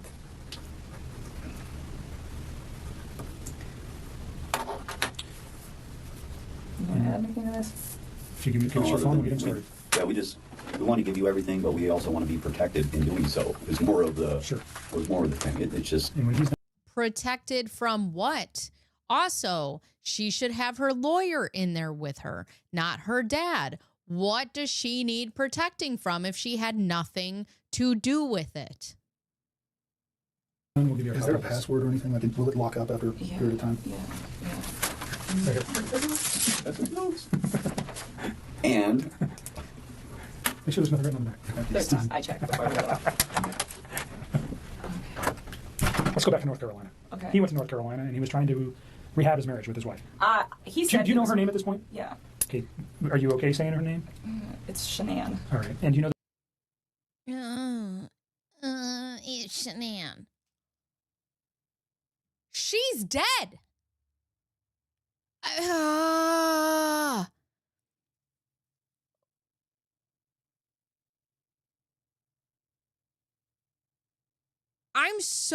I wish I had a button where it just like showed just like all those little numbers around my head, like Zach Galifianakis in The Hangover. I am so confused. You can't say her name. She's gone. She's gone. Let's listen to it again, shall we? Let's go back to North Carolina. Okay. He went to North Carolina, and he was trying to rehab his marriage with his wife. He said. Do you know her name at this point? Yeah. Okay. Are you okay saying her name? It's Shanann. All right. And do you know the children's name? That's such a... Oh, my God. That is the weirdest response. Do you mind saying her name? It's Shanann. Yeah, her name's Shanann. Her name's Shanann. Oh, yay. I love that he loves his new home. Bella and Celeste. Okay. She went by... Bella and Celeste Cece. They called her Cece? All right. So he went to... Were they in North Carolina They're already? already there. If you want something. I don't know my stomach. Yeah, they were already out there. He just flew out there to meet up. Do you know why they were there? They're Exactly. from there. Okay, so they were there They for... were visiting her family for the most part until he got there. And then they still were mostly visiting her family. Okay. And do you know how long they had been there? A while. Like weeks. All right. And he flew out to join his family there. Yep. Did you know specifically where he flew to? What, airport? No. What city? No, not off the top of my head. Okay. I'm sure if I thought real hard, maybe I could think about it, but I mean, come up with it. No, I don't know. All right. So he goes there. You said it was like the last week of July? I think so. I think it was like one of the last days of July. I'm almost positive. I think it was a weekday. Okay. Don't just take classes, take charge. Sorry. One day I'll have money and I'll get the other thing so we don't have to watch ads, okay? I'm so sorry, friends. I'm so sorry. Flew out there, and I thought I... Okay, look at her when she says it and what she does with her hands. Okay. Me, and then that's kind of when I cut him off. It's just in like for him and his how clear which parts are like verbalized and which parts are text. He's going to remove. we want this. And when he's done, we'll give you a... I checked. He went to... Okay. Are you okay saying her name? It's Shanann. And you know the children's name? Wow. So Lucky said that when she says it, she does like a motion, like a motion. Very interesting. Very interesting. Let's watch it again. Watch her hands right here. I checked before we go. Let's go back to North Carolina. Okay. He went to North Carolina and he was trying to rehab his marriage with his wife. He said. Do you know her name at this point? Yeah. Okay. Are you okay saying her name? It's Shanann. All right. And do you know the children's name? It's Bella and Celeste. Okay. She went by, they called her Cece. Interesting, because she doesn't say it when she says Bella and Celeste. Only when she says Shanann. Interesting. All right. So he went to, were they in North Carolina They're already? already there. If you want something. I don't know my stomach will do that. Yeah, they were already out there. He just flew out there with me. Do you know why they were there? They're all from there. Okay, so they were there They for... were visiting her family for the most part until he got there. And then they still were mostly visiting her family. Okay. And do you know how long they had been there? A while. Like weeks. All right. And he flew out to join his family there? Yep. Do you know specifically where he flew to? What, airport? No. What city? No, not off the top of my head. Okay. I'm sure if I thought real hard, maybe I could think about it, but I mean, come up with it. No, I don't know. All right. So he goes there. You said it was like the last week of July? I think All so. right, let's talk about what we have. So the timelines. This is Shanann's North Carolina trip versus Nichol and Chris. Okay, so in late June, early August 2018, Shanann took Bella, or July, I'm sorry. Shanann took Bella and Celeste to North Carolina for about 5 weeks to visit Shanann's family. Chris stayed behind in Colorado for most of that trip, joining them briefly at the very end. During that time, Chris was free to see Nichol without Shanann around, and this is when their relationship accelerated. But I have seen this interview before, but I've only listened to it. I haven't watched it. But the thing is she says that when he was going to North Carolina and this is around the time where she was trying to talk him into getting back with his wife. Okay, so let's talk about it. Nichol and Chris spent a lot of time together at his house while Shanann and the girls were away. Neighbors reported seeing her at the Watts' home. Discovery files indicate that she spent nights at Chris's house multiple times in July of 2018. They went on dates, including car rides, hiking, and meals together. They visited the Great Sand Dunes National Park in southern Colorado for an overnight camping trip around July 28th and 29th. Chris admitted in interviews that their relationship became sexual during Shanann's North Carolina trip and that they were together often. He even said that it felt like the first time that he'd been in love. Chris later confessed that during Shanann's trip, he gave her oxycodone in an attempt to cause her to miscarry their unborn son, Nico. And this overlaps with the period he was heavily involved with Nichol. So also, too, while he's in North Carolina with his family at the end of this trip, she is sending pictures, she is sending videos, she is calling him incessantly, she is texting him incessantly to the point that he has to go downstairs in her family's home so that he can make phone calls back to Nichol. This is a woman who has stated about 20 minutes ago in this interview that she was trying to get him to go back to his wife. Also, this is a great point. They were visiting her family. Once you are married, the spouse's family become yours as well. Right. And they are family. They're family to Bella and Celeste. It doesn't matter which side it is. They were there to visit family. So I think it was one of the last days of July. I'm almost positive. I think it was a weekday. Okay. Yeah, I flew out there and I thought I had convinced him to try to make peace with her. And I was like, if you guys work on this. I thought I convinced him to make peace with her, but they went on multiple dates and she stayed at his house. I really wish, it's hard because I'm not a detective. I don't know how any of this works, but I really wish that they would have gotten their ducks in a row before they interviewed her. And also, do you want to know what I think would have made this interview completely different? She, being the mistress, should have been interviewed by a female. I think that if she was interviewed by a female detective, this would have gone way differently. Way differently. I'm out. Because what's the point? Like, I'm not trying to be with somebody that's in another relationship, which I know that sounds silly given the whole. I'm not trying to be with somebody who's in a relationship. Then why did you consistently call? Why did you consistently text? And why did you consistently try to get his attention? And I mean, let's just call a spade a spade. And for all us women out there, we all know what this is. You're a bitch who wants the win. That's all it is. You want the win. You want to know that he'll choose you over his wife and his family. Relationship that we had in the first place, but I really was under the impression that they were separating. I mean, it was like reiterated to me so many times that that's what I thought it was. And it made sense to me too, because like he could pretty much call me whenever he wanted. Like I was the one that would tell him like, hey, when your kids are awake, you need to spend time with your kids. Like do that. And then after they go to bed, like if you want to talk to me, you can talk to me. But it was never like this super, super restricted thing. Like sometimes, like right after work, if I was like still talking to him, I get kind of bummed out, and I tell him just like, oh, it's frustrating sometimes, like having to like wait. But at the same time, I was never like, this is horrible, or it was always like, I understood why. Which I don't think is completely true because didn't she get upset about their relationship? I believe there was somewhere where it came up where she got upset about. According to Discovery interviews, Nichol Kessinger did get upset about the relationship with Chris once she started realizing that he wasn't being honest. No, that's not what I'm looking for. Let's see. She also looked up, man, I'm having an affair with, says he'll leave his wife, like while he was out. So... But then once his kids were asleep, he never like had any. It was like he could do what he wanted. Do you know what I'm saying? Like He was in his basement and she's upstairs and they're not speaking.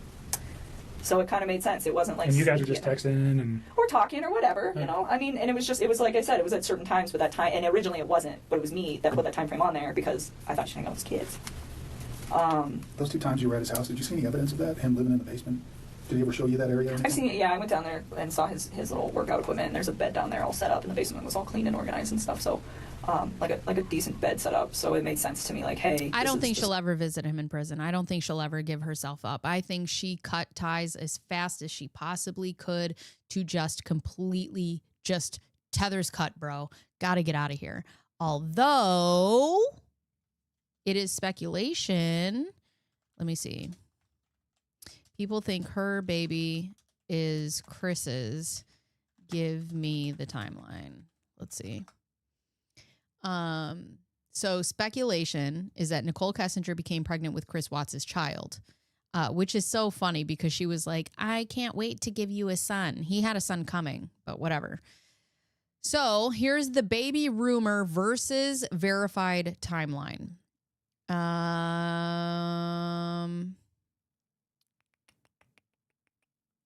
Let's see. In discovery documents and police interviews, Nichol never claimed pregnancy, and no evidence, medical, legal, or investigative, shows that she was pregnant. None of Chris's confessions or letters mention her being pregnant. Internet rumors began spreading that Nichol disappeared from the public life because she was pregnant with his child. Let's see. There is no record. But how old is her baby? That's what I wanted to know. I don't know how old her baby is, but this is what's happening down here. So I saw it. Even though his family was in North Carolina for multiple weeks, it appeared that he was still living in the basement. Mm-hmm. Well, and he told me sometimes he would like go upstairs and sleep if like he was home alone, because I know she'd like go on business trips and stuff. But he's like, I don't like that bed anyway, so he didn't really like sleep up there. I was like, okay. Even when it was just him. So that was the impression that I got. I don't know what you're talking about. North Carolina. Go back to North Carolina. So North Carolina. So. Oh, I guess there is no proof that Nichol ever had a baby. Somebody said she had a baby. The internet says she had a baby.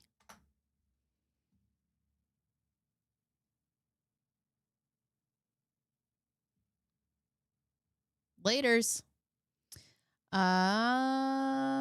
Secretly gave birth after disappearing. The baby is being raised under a new name, but none of these stories have been verifiable sources. Oh. There is zero evidence Nichol ever had a baby. The internet rumor survives because of her disappearance and the secrecy around her life after 2018. So there's that. April 14th of 2019. Interesting. Let me see.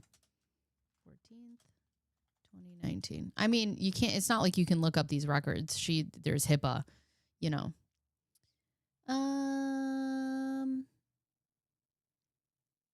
Nope, still can't find it. Still can't find it. No, she didn't have a baby. Okay. Yeah, there's a lot of people that say she did. So, okay, good. I'm glad we've cleared that up. Good. Yeah, I thought she did for sure. What is happening? Good God. What is this about? He still made very frequent communication with me when he was out there. And at one point, he told me that they sat down and they talked about it. And he told her that he wanted to either fix things or like to try to fix things. And if she didn't want to fix them, then they needed to like move forward with the separation and like actually file for a divorce at this point was the impression that I got from this and was what he told me. And so he said that she was like pretty receptive to just not trying. He was like, she seemed like she just wants me to go. He's like, when she has her mind made up, she has her mind made up, and that's what she wants. And he's like, she doesn't want to try anymore. And he's like, and neither do I really. And he was like, it's done. And he's like, and then the next day, I don't even know what days these were. And don't get me wrong. Do I think that Chris could have absolutely been lying to her through this whole thing? Yeah, I do. I think he could. He's capable. If he's capable of lying to his wife and his kids, he's capable of lying to her as well. So I think that he lied to her? Yeah. Do I think she knows more than she's letting on? Also, yes. Or sometime when he was out there, he told me, we're putting the house up for sale as soon as we get back. And I was like, well, that was quick. And he was like, it's her. She's ready to go. And I was like, okay. And so I left it at that. And then he got back and I started asking him, like, what are you going to do? Because the Colorado housing market is fire and you guys are going to sell this house like real fast. And I'm like, you need to start looking for a new place to live. And I'm like, where do you want to live? And I was really trying to help him out. I'm like, do you want to get a house? Do you want 3 bedrooms so you have one and each of your girls have one? I'm like, do you want to, you know, like do an apartment? Like, what do you want? You know, where do you want to live? Because he's in Frederick, but that whole area over there is just like a bunch of small towns and you can kind of just pick and choose. Everything's kind of, you know, and so he told me, well, I like Brighton. And I was like, okay. And then he told me he wanted a 2-bedroom apartment and he said he wanted one room for him and the other room for his 2 girls. And I thought it was kind of cute. Like, I remember telling him, I was like, yeah, me and my sister had bunk beds, like, at my dad's house. And I was like, when we were little girls, and me and my sister were the same age apart as him and as his 2 daughters, you know. So I told him, I was like, they're going to love it. I was like, they might be, like, stuck in one room together. I was like, but they'll become, like, best buddies. And it was really exciting. Like, I liked helping him, and I just wanted him to, like, I don't know. This is what he told me he wanted. So I was like, well, I will help you do the research. But another thing that I really took care of was to be like, where is she moving to? I was never like, you know what, screw your wife, try to get full custody. None of that bullshit. It was always just like, you know, I'd ask him, I'm like, well, what kind of custody are you guys going to have? Because he at work, they're about to switch his schedule. So right now he's like a Monday through Friday, and they're about to switch these guys to 8 days on, 6 days off. That's tough. That's awesome. And I was asking him, I was like, are you going to have your kids like on that set of days off? I was like, because that would work perfect, like 1 week on, 1 week off. And I was just like, you know, we just talk about it. And I'm like, what is your plan? And he's like, we haven't figured out exactly what we're going to do about the kids yet. But he told me, he's like, Colorado's a 50-50 state, and she's okay with everything 50-50. Like, he said that she was like on board with this because she wanted it too. Like, she was checked out of this relationship. So that was like how he made this sound. That it was like a very like kosher, we're done kind of thing. Did you ever being checked out of a relationship? I do not think that Shanann was the type of person who would ever have given her kids up for 6 days. I do not. I don't think she was that type of mother. Like books or articles or anything to read about saving your marriage? Did you ever provide anything to him like that? About saving his marriage? Yeah, like how to recover a marriage or how to save your marriage. Or, you know, there's all sorts of publications and books out there. No, but I did tell him, and I don't know if I did this through text or phone. That will be something you guys will, I'm sure, figure out. But I told him a few times, like, I think that you should take the time to read some articles about what separation does to kids. You know, and I told. What do you mean? But Shanann didn't think he was truthful during this time. I think that he was capable of lying to both of them. Is what I'm saying. But what I'm saying too is I think that Nichol knew way more. I don't know if she knew or not. Oh, wait. I think Shanann did think that she was having an affair, I believe. Hold on. Having an affair. Because she had confided in her friends that like something was up. And I don't know. She did suspect that he was having an affair before her murder. And it shows in text, if you're having an affair, let me go. Don't love me anymore. Don't want this baby. Don't want to fix us. Don't want to work this out. Not compatible anymore. If you're done, don't love me and not happy anymore and only want someone else, then don't waste your time and don't waste my time. We only live once, and this is something that we both have to live with for the rest of our lives. And then she told a friend, he has changed. I don't know who he is anymore. So she had an idea that something was going on. After listening to this detective-friendly conversation with Nichol Kessinger, what stands out, my thoughts on the overall purpose or intention behind these conversations is that they only wanted Nichol to outline or give Chris Watts motive. Hi, Zaina.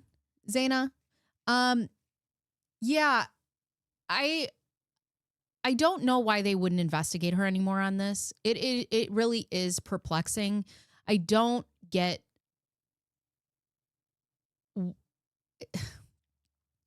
I mean, was it just about getting him to confess? I mean, to be fair, he didn't, right? And he should confess and he should go to jail for the rest of his life. And, you know, that's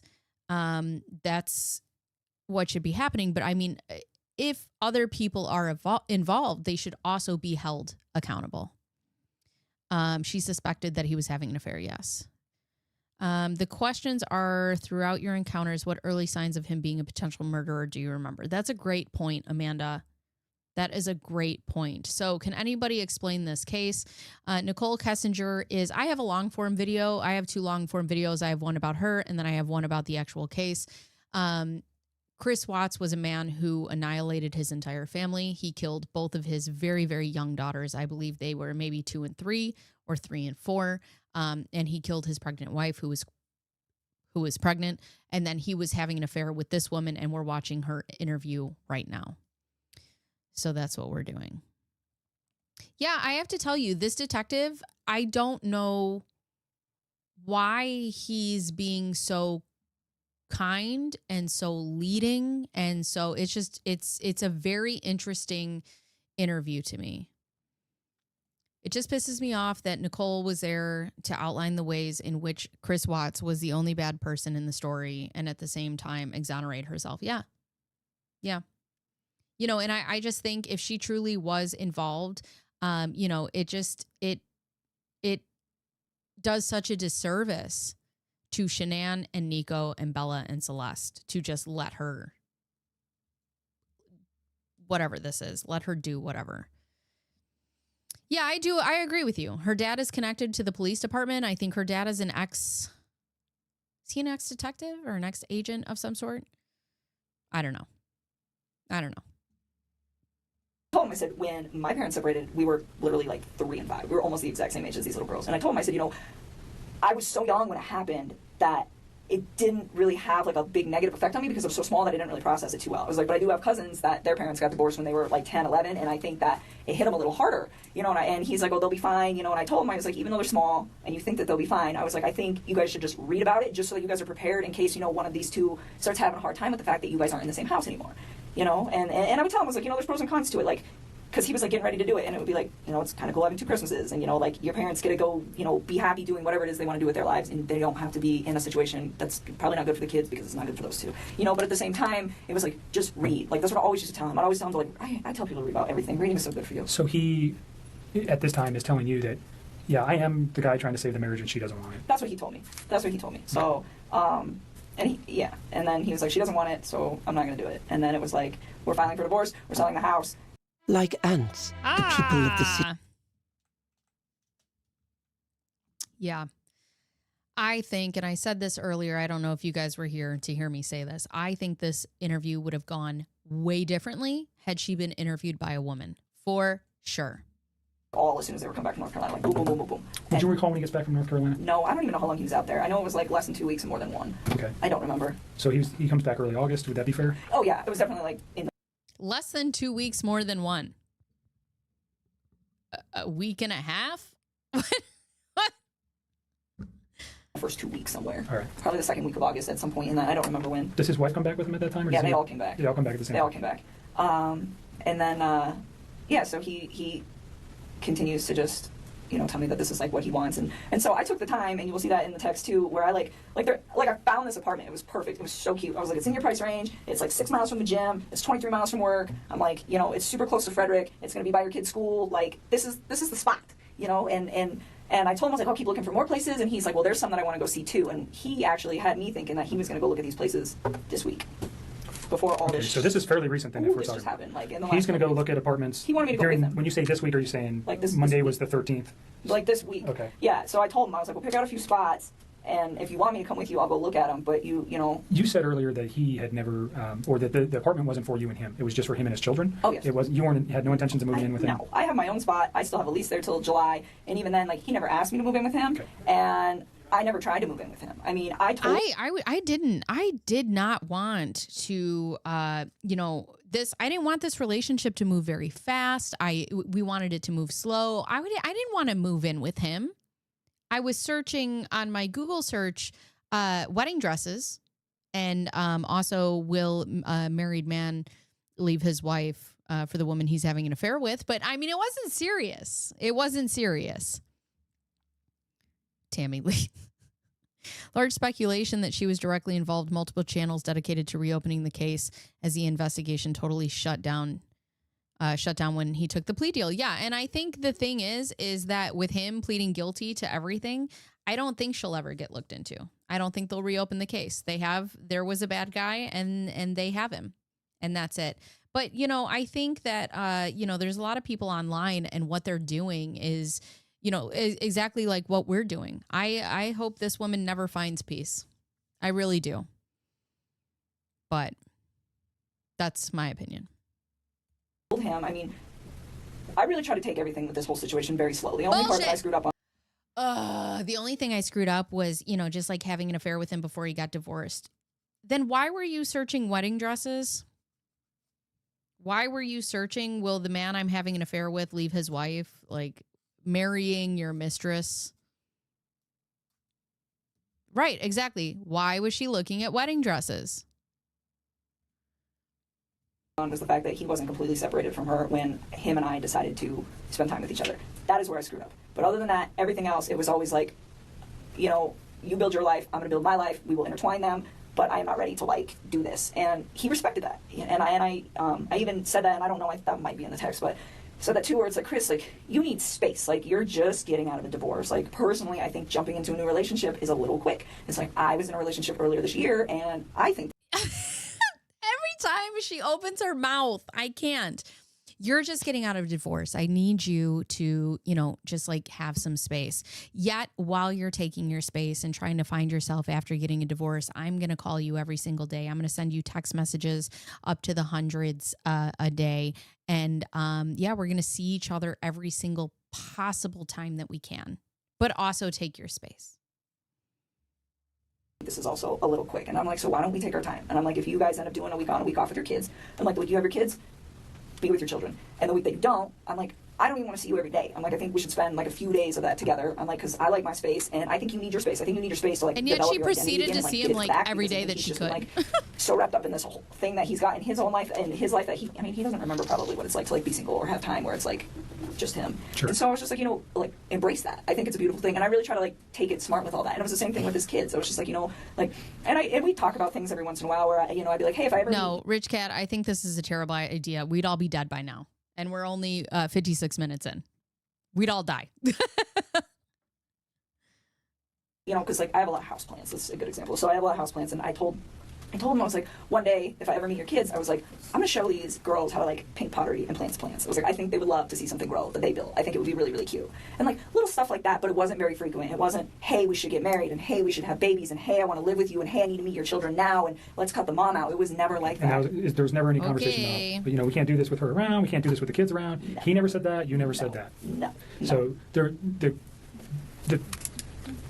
way you guys were trying to make this work was just slowly trying to come together because of his current situation, and by your own account, you're just a independent person. It sounds like pretty much, and but through text message or through conversation, there was nothing slow about it. Hey, this isn't going to be financially able, I'm not going to be financially able to do this, or this isn't a good thing, I got these kids. None of those conversations ever came up. No. I mean, he told me, like, he had a budget restriction. So for his apartment, and I'm pretty sure this is in the text, and this will probably be in the last couple weeks, he told me $1,100 to $1,400 when I was asking him. Like, because I told him I'd help him do homework. I was like, you do some homework, I'll do some homework, we'll knock this out, because he doesn't have a little in the house up. You got to figure it out. And so that was his budget. And I remember asking him, I was like, you sure you don't want to just get like a house? And he's like, I never thought about a house. I'm like, yeah, you can rent houses, man. Like, it's a thing. And he's just like, I don't know if I can afford that. I was like, okay. And I knew that those two had been through some financial trouble. I definitely found out a lot more about that situation in the newspaper recently. Okay, so prior to the newspaper, how did you know he was in financial difficulty? Because when I went to that house... Right.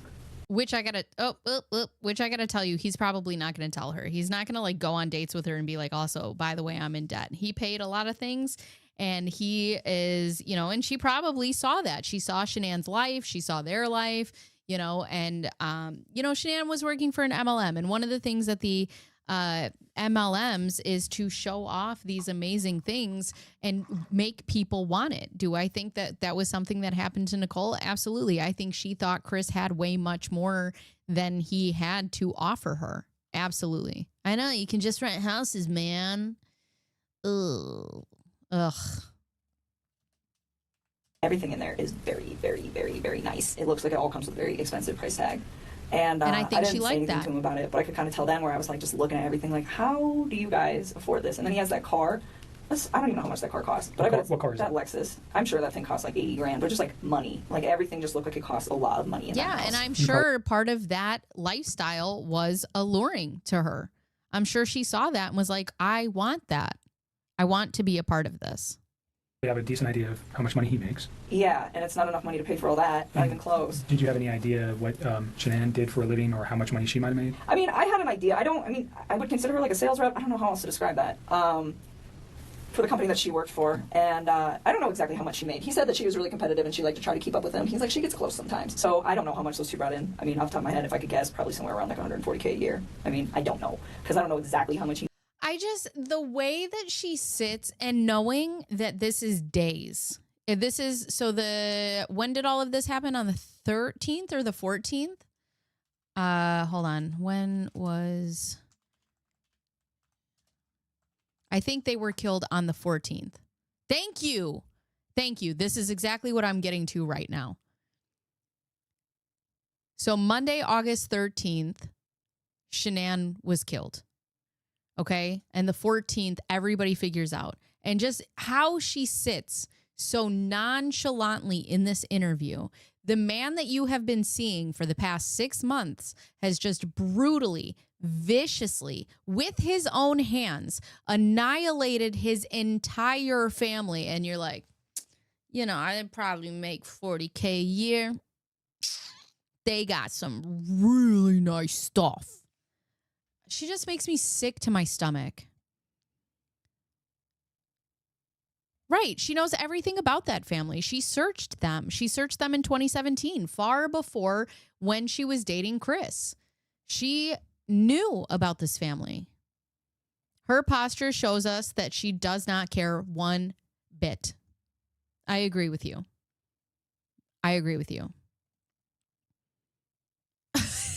That's how I'm literally sitting on my couch right now. Let's see. She searched Shanann and Chris the 13th to 14th in 2017. Yeah, she knew everything about this family. I don't know if she knew about the finances. I don't know how you know about somebody's finances, but I think if you mean she knew about the finances in a way that they showed them off, and she thought about that and like how much, what their house looked like and what the car looked like. And I think that was all very alluring to her. I think deep down that this woman wanted to be Shanann. I really do. A lot of people don't.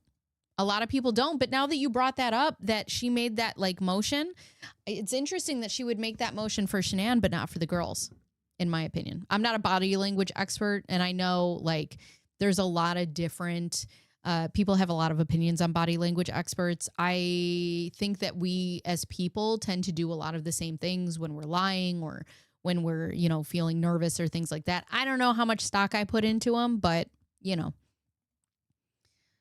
Right. I'm also not being interviewed by the police.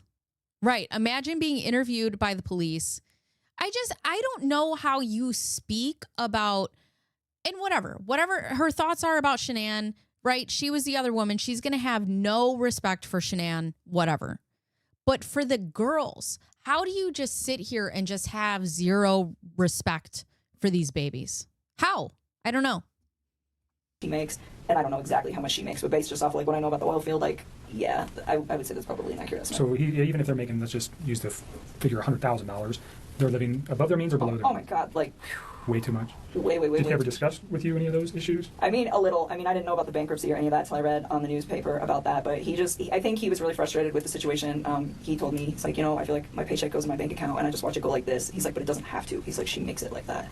And I was so was he resentful for that? I don't know if he was resentful. I just think he was frustrated by the fact that they could be doing a lot better financially, and she, from the vibe that I got, had really bad spending habits. So she was a spender. Listen. The car hurt? Listen. I am terrible with money. Okay? Let's talk about it. I'm terrible with money, which is why my husband runs everything. I just, I put my money away. My husband is phenomenal. I have top-notch credit. We have money in the bank. We are good. Okay. That has nothing to do with me. That has to do with my husband, because if I get money, I'm always just like, money can be made and I'll just spend it. Okay. Not to be left alone with money. However, we are a couple. We share finances. I have access to those bank accounts. So for her to be like, well, she had spending habits, ma'am, he's also a part of this marriage. He had every opportunity when he was putting his paychecks into that bank account to be like, what the fuck are you doing? What are we doing? You are putting us in a position that you can't. But he couldn't, because he's not that type of man, and he didn't. But you want to pass the blame on Shanann. He's also a part of this marriage. And notice when she cries about them, there are no tears, and she looks up at the camera to make sure the camera is catching her fake crying. I don't know if we'll get there, because I do eventually have to go pick up my kids from school, but we'll try. But I find it funny that she talks about these kids for a ton of time, and like just nonchalantly, like they're just still alive, like something horrific didn't happen to them. And this is a great point. How much did he spend on Nichol in a matter of months? Exactly. He spent a ton of money on her. Hers or his? I think it's hers. Okay. I'm pretty sure that that's hers. Do you know what other car they might have? Well, I mean, his APC pickup truck. And that's it, I think. That's owned by Anadarko, though, right? Yeah. But so I don't think they own any other vehicles, as far as I know. I think it's just that thing. And Anadarko doesn't allow him to drive that on his own personal time, right? No. So he's just got one vehicle. Yep. And it's a very expensive Lexus. And then they live in a pretty expensive house. It's a huge house. Yeah. I was very taken back when I saw it. I was just like, whoa. How? And then the fixtures inside caused you to pause. Everything was just like... Takis. Takis. Also, I can't stand that the ads are like 10 times louder than what you're actually watching. So sorry, headphone users. Listen, I'm going to save up some money and get us whatever the premium, YouTube premium, okay? I promise. Today you read something about bankruptcy. Yep. What did you read? That those guys filed bankruptcy for a lot of money. Who are those guys? That couple. Okay. In 2015. Oh, Shanann and Chris? Thanks. Filed bankruptcy in 2015. Okay. And you said for a lot of money. Do you recall the amount? No, because it was different in each of the newspapers, and I don't know which one to believe. Okay. So hundreds of thousands of dollars. So, let's see. How much did they let's go file just back for to bankruptcy? Him and the financial.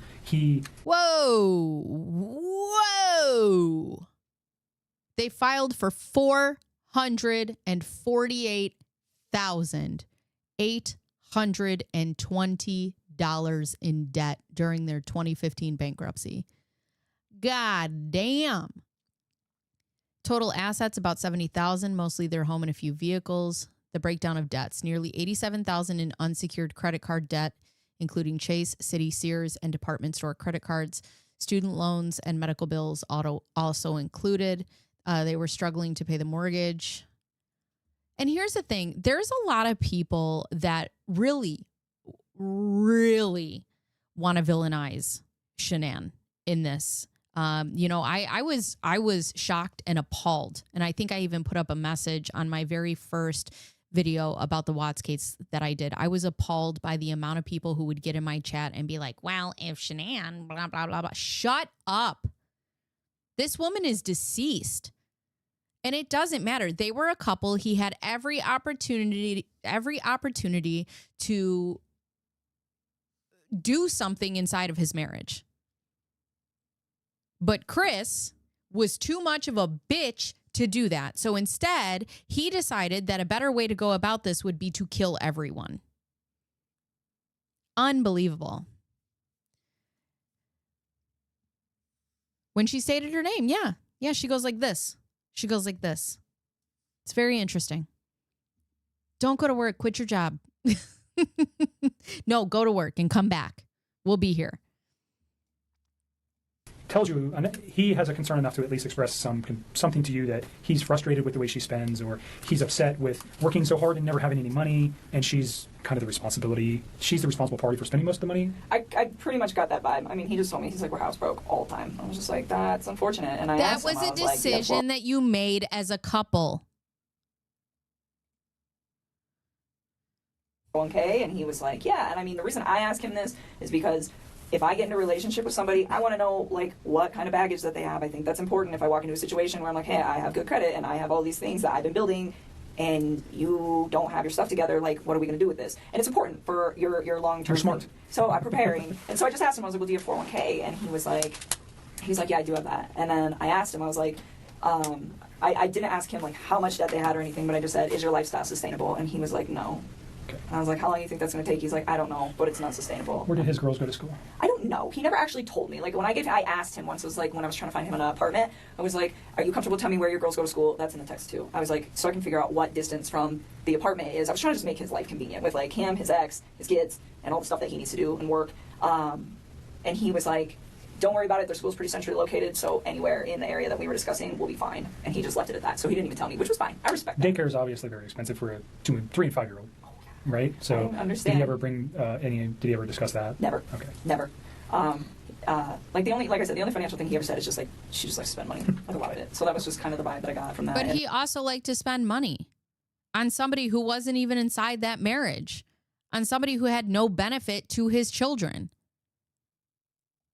It was a lifestyle that she liked to live, like very like materialistic kind of lifestyle. Want to like project a certain image. Yes, all the time. And he said that was why they got that house too. It's like she wants everybody to think that we live a certain way and that we can like sustain all this stuff. And he's like, and we can't. And I told him, I said, when you're in those situations, why don't you, I'm like, do you like voice your concern about this?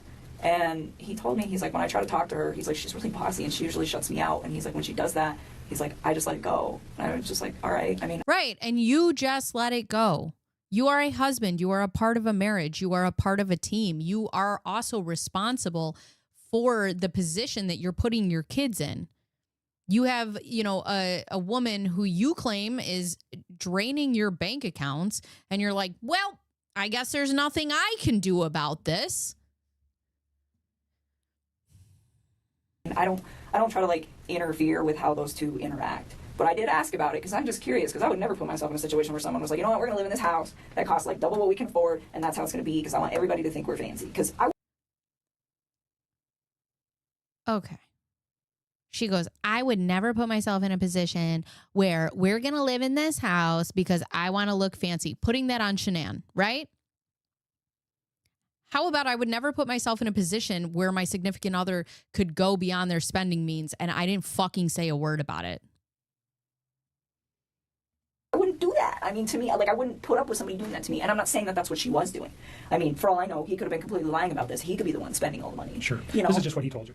Exactly. So, I mean, that's as far as I can interpret it. So I can't be like, well, oh, she needs to do this and she needs to do that. But he voiced his concern where it's just like, financially, I'm in a very bad spot that I don't need to be in, but I'm stuck in. And that was kind of where he was at. So, but I mean, he was never like mean when he talked about her. He was never hostile, like nothing like that. He just, very calmly like, no, because he was just, and I think the only reason that he even provided me with that information is because Chris Watts was just like this amoeba of a person that just like slinked through life and was like, whoa, I guess I'll just go do this now. I asked. Okay. You said something about her being controlling or bossy. That's what he said. Bossy. In like all aspects of their life, or what? Do you know exactly what he meant by that? How that affected him? I think he was just saying when he voices his opinion, it's not her. Is the gist of that, which I thought from what it sounded like from their separation, from them trying to separate, that was a big deal for him, where he was saying that the reason that they don't really get along anymore is because he feels like he's not heard.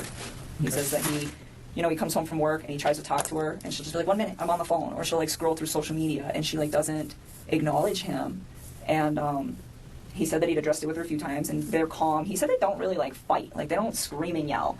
And he said he'd addressed it with her a few times, and he said it just fell on deaf ears. He's like, she just seems like she's not interested anymore. And I think it made him sad because, I mean, he was like all about his kids, and he seemed like he was trying to be all about her, but it just wasn't reciprocated. And I think at that point he was just like, I don't. And I'm sure that all of the attention that Shanann wasn't giving him, Nichol was there to make it up. I'm sure. They just kind of like fell apart. Okay. Just kind of drifted apart. Was that your words or his? What? Fell apart. Those are mine. Okay. Those are mine. He just said that they didn't communicate very well, and it wasn't in a aggressive way. Communicate. It was just the fact that they didn't communicate at all. They didn't talk. They had children, and was there ever mention that he was trying to resolve or save his marriage for the children's sake? A lot of people talk about that. Did he talk about that? I mean, he told me that he believed that the only reason that those two had still been doing it as long as they've been doing it, he told me that her and him have had communication issues for about 6 years, where she just seems really detached and uninterested in trying to build something with him.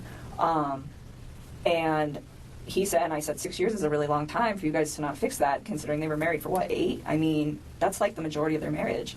And he said, sometimes I think we just do it for the kids.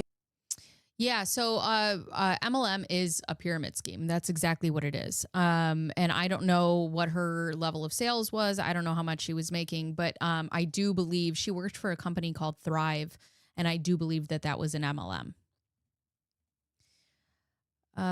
This case is really hard for me because I see my very recent ex-husband in Chris. I don't believe he would ever hurt me or my children, but the being passive and harboring resentment for it. Kayla, I'm so sorry. I'm so sorry. And that's hard. And as a woman, I actually just had this conversation with a girlfriend of mine who was going through a divorce, who got divorced. And, when we get married and we have children, it changes us. It changes men and women, and sometimes it changes them very differently. And women, we're used to taking care of our men, and then we have babies and we're like, we have to take care of these babies. And what we want is we want the men to take the initiative, and we want them to come and be a part of this. We want them to be a team. And then all of a sudden there are certain relationships where certain men are like, no, I'll just do what you tell me. And they essentially become another child by being passive. They become another child for this woman. So, the breakdown in communication and the controlling could be that Shanann is trying to operate being a full-time working mom while having 2 children, and also essentially a 3rd child, because Chris was just kind of this person that was, floating through life. And a lot of people want to put the blame on Shanann, but sometimes in these relationships, these men just kind of give up and they're just like, blah, whatever. And, you still have to make the family operate. You have to make sure that your kids are okay. You have to make sure that the bills get paid, and it's very clear that Chris Watts handed over everything to Shanann, and he was fine with that until he met Nichol, and then he wasn't. He gets to be happy while I'm broken. Kayla, I hate that for you. I hate that for you. But just know there's always, the rain always stops. The rain will always stop. And there will always be sunshine at some point. I don't know when, but there will be sunshine. She brought in about the same amount of Chris every year. Rusex did an interview talking about the marriage. Chris, and per his statements, Chris's marriage was fine until that. Yeah. I mean, it was all fine until Nichol entered the picture. Kids or something like that. I mean, it's been a long time since I've seen these conversations, so I don't know verbatim, but it was pretty much just get you to remember something. Yeah, but he said it wasn't just him though. He was like, I think she does that too. Okay. I mean, and it was this equal part where they are just kind of going through the motions, I think. Mm-hmm. And so when he told me that she was cool with the 50% everything and just breaking it off and being really civil about it, it kind of made sense to me, because I was like, the way he made this sound, it wasn't, oh, she's this horrible person, or oh, I'm this horrible person. It was, her and I have drifted so far apart that it's kind of a mutual agreement that this is not going to work. So in those 6 years, though, they had 2 children. Yep. And you said third one earlier on you the did not way. know she was pregnant until reading the newspaper. Yep. So that never came up in any conversation. There was no indications that was going on. None. Which is funny because the Father's Day post that Shanann had put up on her Facebook, Father's Day is in June. They started talking in May and in June, and she checked their Facebooks. So I do not believe for 1 second that she had no idea that Shanann was pregnant. I don't. He never hinted to anything like that. As far as you knew, he was just leaving her. He had 2 children, and that was the final take on that. Yes. I know he lied to me. He lied to me because if I'd have known that he had a child on the way, I'd have never wasted my time with him in the first place. Like, none of this would have even occurred if he would have just told me the truth. So do you think if he found out that you... let's say this week, you'd mess with him knowing that he has 2 kids that are already existing? To go look at some apartments, and this is hypothetical, but you... Just because we're not living. This is very aggravating, friends. I am so sorry. You've never found out that his wife was pregnant. Would that have changed anything? Like you just said, if I knew his wife was pregnant, I wouldn't be in this picture. So if his wife was not pregnant, and forgive me, but if he takes her out of the picture, you're never going to know that she was pregnant, right? What do you mean takes her out of the picture? Like, if he murdered her, she's out of the picture. You're never going to know if she was pregnant. If he can get away with murder, you're not going to... I got divorced from my wife. You said, do you understand what I'm saying here? If she's gone... but this... Don't lead. Hypothetically. Please. Yeah, Don't hypothetically. lead on. If she... Okay. You understand where I'm going? If Right, you but didn't know... You're leading into questions that are nothing with your... If you didn't know, though... Wait, Nick. That she was there. Did you hear what I said? I'm following you. I just want her to answer a question that relates to... She said something that's important. That if he didn't have a child on the way, or if she didn't know that, she would have continued the relationship, right? But he killed his kids. At what point does he think that I'm going to be in a relationship? I'm not talking about the children. I'm just talking specifically about her. If you only knew, if the kids were still here, and he called you and said, "I'm divorced from my wife," and he gets away with this, do you understand what I'm thinking from his aspect? I still wouldn't do it. I still wouldn't do it because I'd be like, where did she go? Okay. Because I'm under the impression that she's a really good mom. Like, he never bashed her momming skills. Like, no, I wouldn't, no. Okay. No. And that, you see where I'm trying to take that? Yes. So you guys never had a conversation about the child, period. That's I didn't exactly, know but at all. exactly, Venta. Why did she say this never would have happened? And that's exactly what this detective picked up on. Why did you say that? And then the dad's like, don't ask leading questions. The dad shouldn't even be in here. She knew about the baby. She always looked at Shanann's Facebook, and she was in his house multiple times. She saw the pictures. She tagged Chris in her posts, so she would have seen it as well. I agree with you. I don't think for 1 second that she didn't know almost everything. And Shanann lived her life online. She posted everything online. I don't think for 1 second that this girl did not know. Did not know. And until this time the interview happened, no one stated he killed his kids. He denied it until 2019. Wait, what do you mean?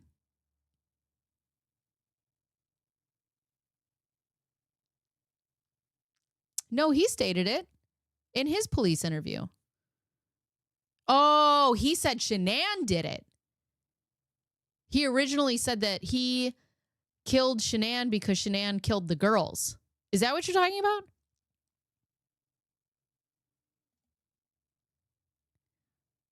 Well, Shanann definitely followed her pregnancy there. I don't know if she followed her. I don't think Nichol ever had Facebook, but I know that there was a certain point in time where you could look at somebody's Facebook profile without having Facebook yourself.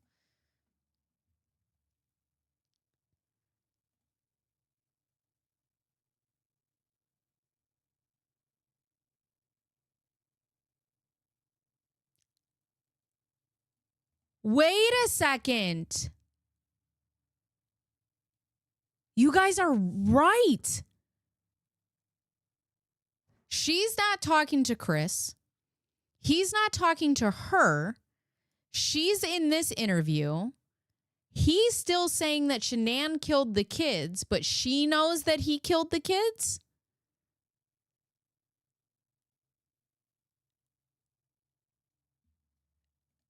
And even with the police interviews on this date, it was never revealed that the girls had been murdered or that Shanann had been murdered. Well, they told her why she was there. Right?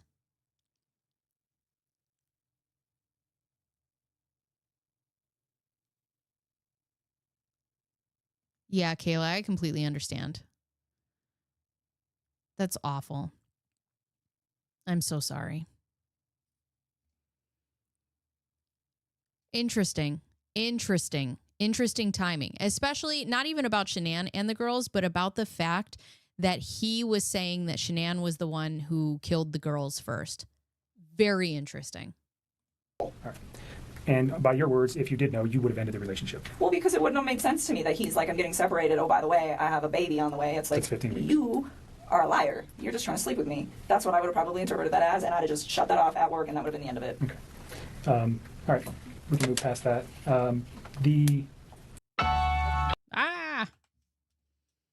My God, somebody's making a ton of money off of this.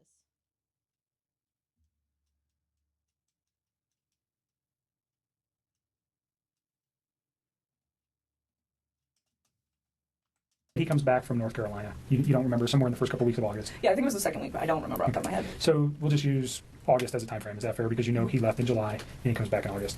How many times do you think you see him? I saw him a few times. I saw him this past Saturday. I saw him the Wednesday before that.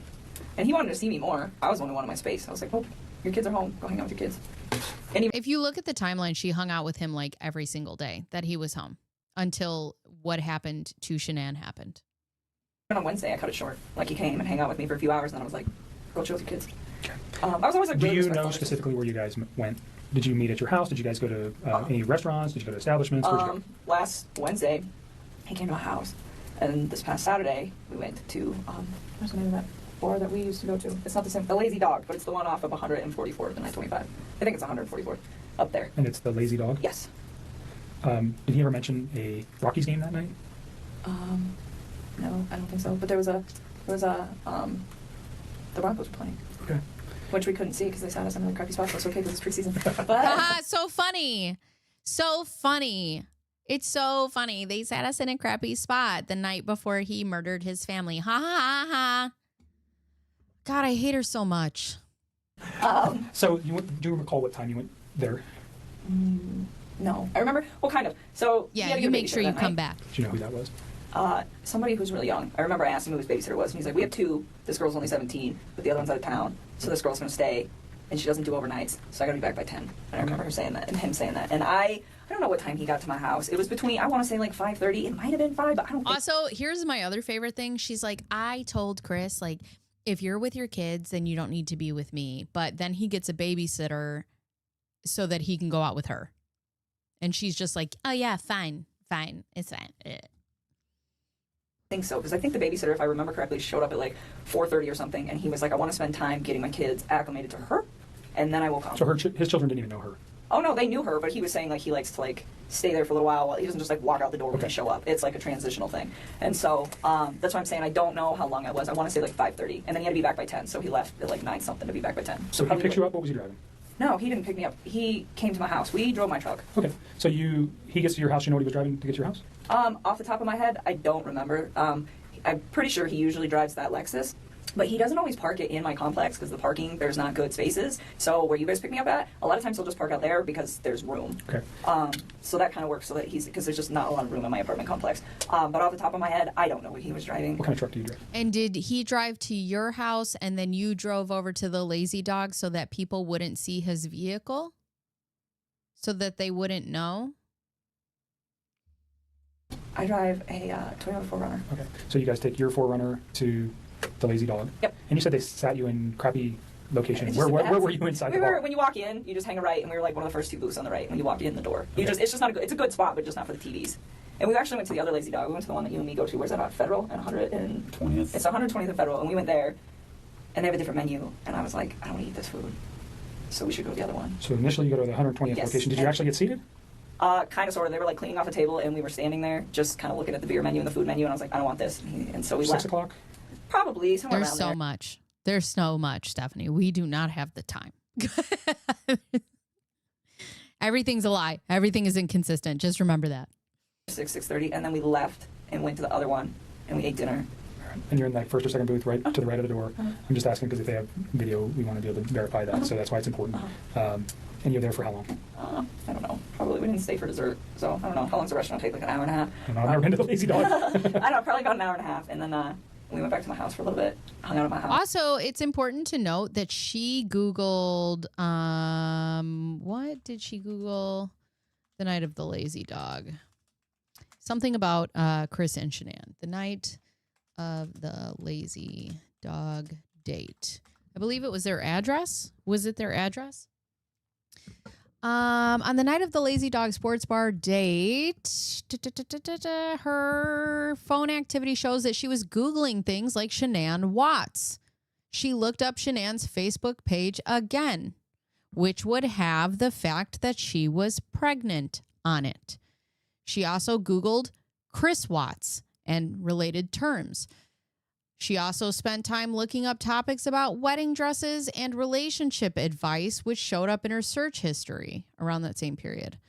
And then days immediately after the Lazy Dog date, the 12th and the 13th, okay, before she goes to the police, can cops trace text messages? How long do phone companies keep text messages? Can deleted text messages be discovered or recovered? I'm sorry. For a little while, and then he had to leave, and then he left. Do you recall what time he left? Off the top of my head, no.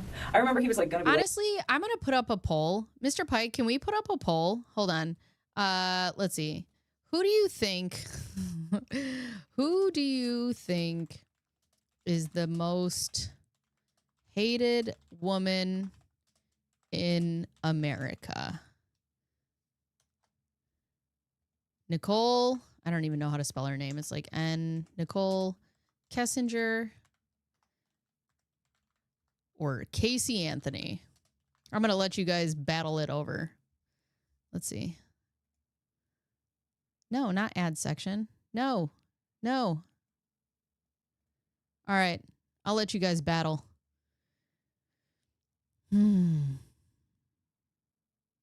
Oh, yeah, the butt stuff. We've already talked about this, Stephanie.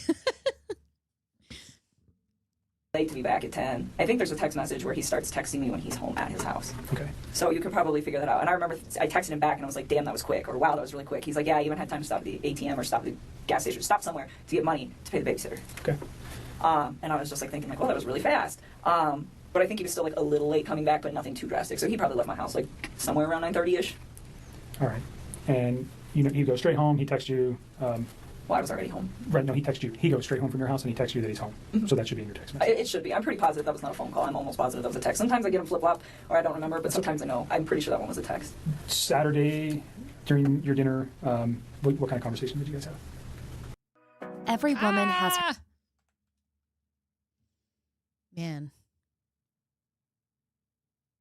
If only I got paid for all these ads. That would be great. Then we could pay for YouTube Premium. Look at us. Oh my God, there's two of them. I feel okay, just some blurry vision. Oh, Mr. Pike, I'm sending you love. I hope you feel better.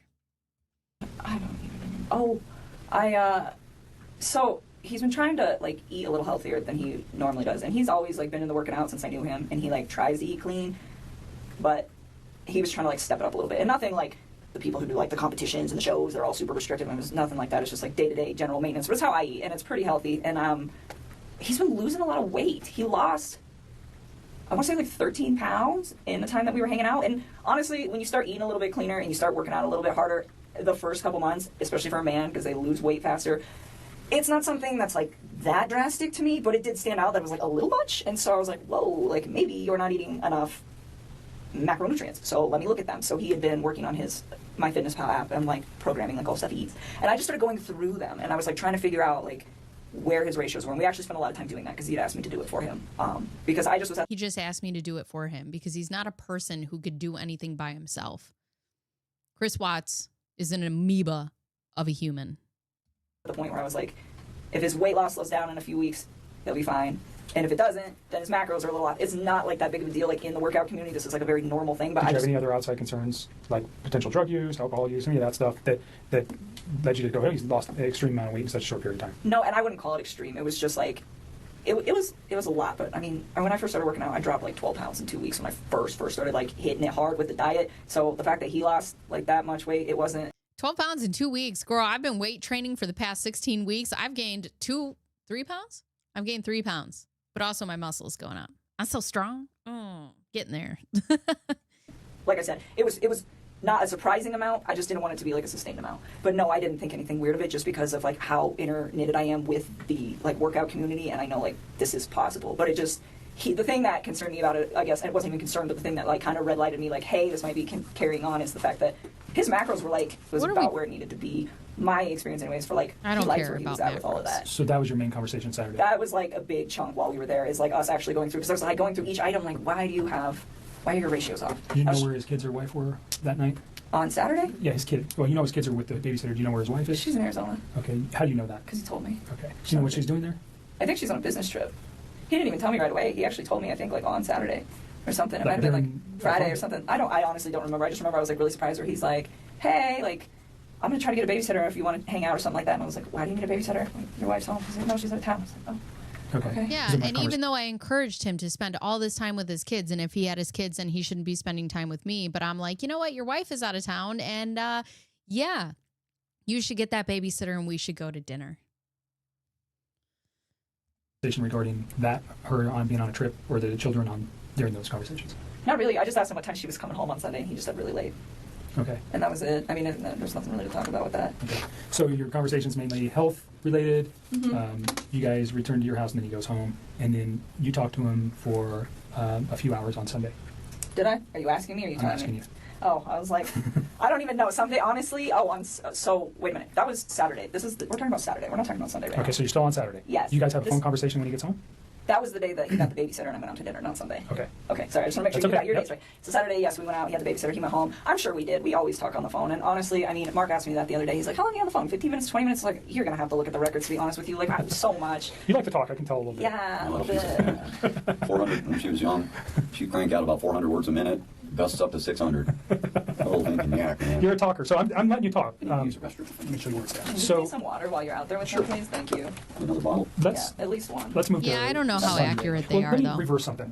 Your conversation with the children, or about the children, was there ever talk about medical concerns with either of the children? Well, I know Cece is allergic to. When I found the right one. For somebody who didn't, she's like, I didn't know much. We were taking it slow. I didn't know too much. She knows a whole lot. She knows a whole lot. Not peanuts, like pine nuts. Pine nuts. So she has a nut allergy? Yes. Did they take meds?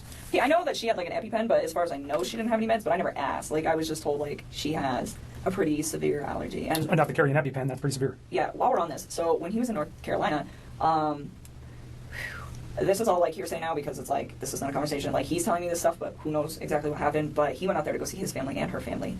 And while he was in town, before he went out to North Carolina, I guess his mother had accidentally, like, not exposed her to something with nuts, but had, like, given a product, I think it was like ice cream, to a different kid that could have traces of nuts or something. I don't know. But it was like, his daughter was fine, but she was, like, in the range of contamination. And I think his wife was very upset about that. And when he got to North Carolina, he told me that he was supposed to spend, like, half the time with them, half the time with her family, and that was supposed to be what it was. I don't know. But he said that he went to go see his family, and they weren't answering the phone for, like, a day or two before he went out there. And then when he got there was a note on the door that said, son, if you step by, we're at the beach. And they ignored him for, like, most of the time that he was out there.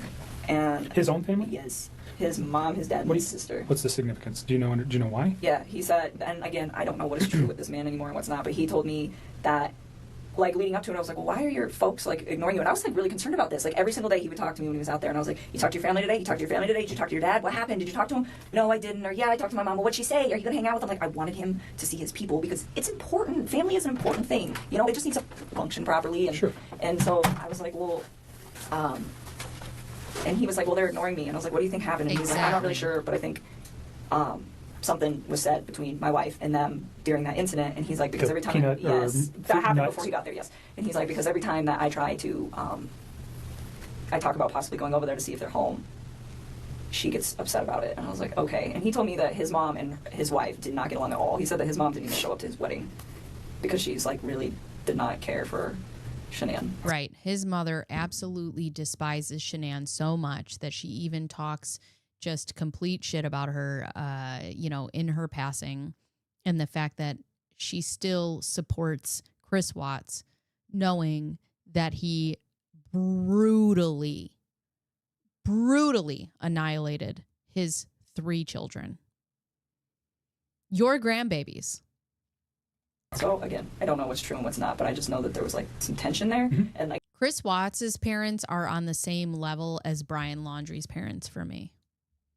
Again, like that part is like, I feel like it's almost third party. So that's why I said it didn't. Well, but it came from him to you, so it's not. It is something that whether it's important or not, we can validate that. I'm sure we will be having some conversations with family. What does it mean? I don't know.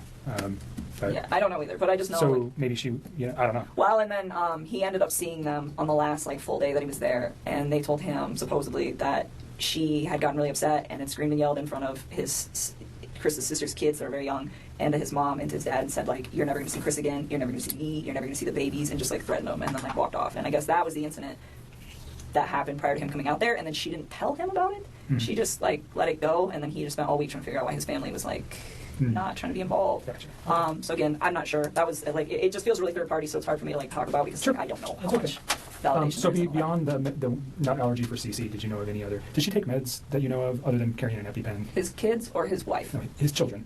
No. And now, well, if you know I anything about his agree. wife's medical conditions, if she had any. No, I've like read in the newspaper they keep saying, "Oh, she had medical conditions," and I'm like, "Is that a misprint? Are they talking about CC, or is that just something else I don't know?" So you don't know anything about Shanann having It's any so kind of funny. I don't know that she had any medical conditions.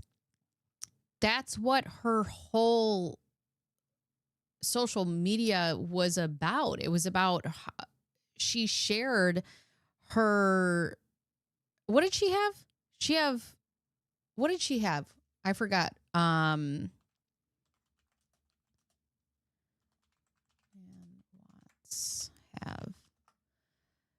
She was diagnosed with.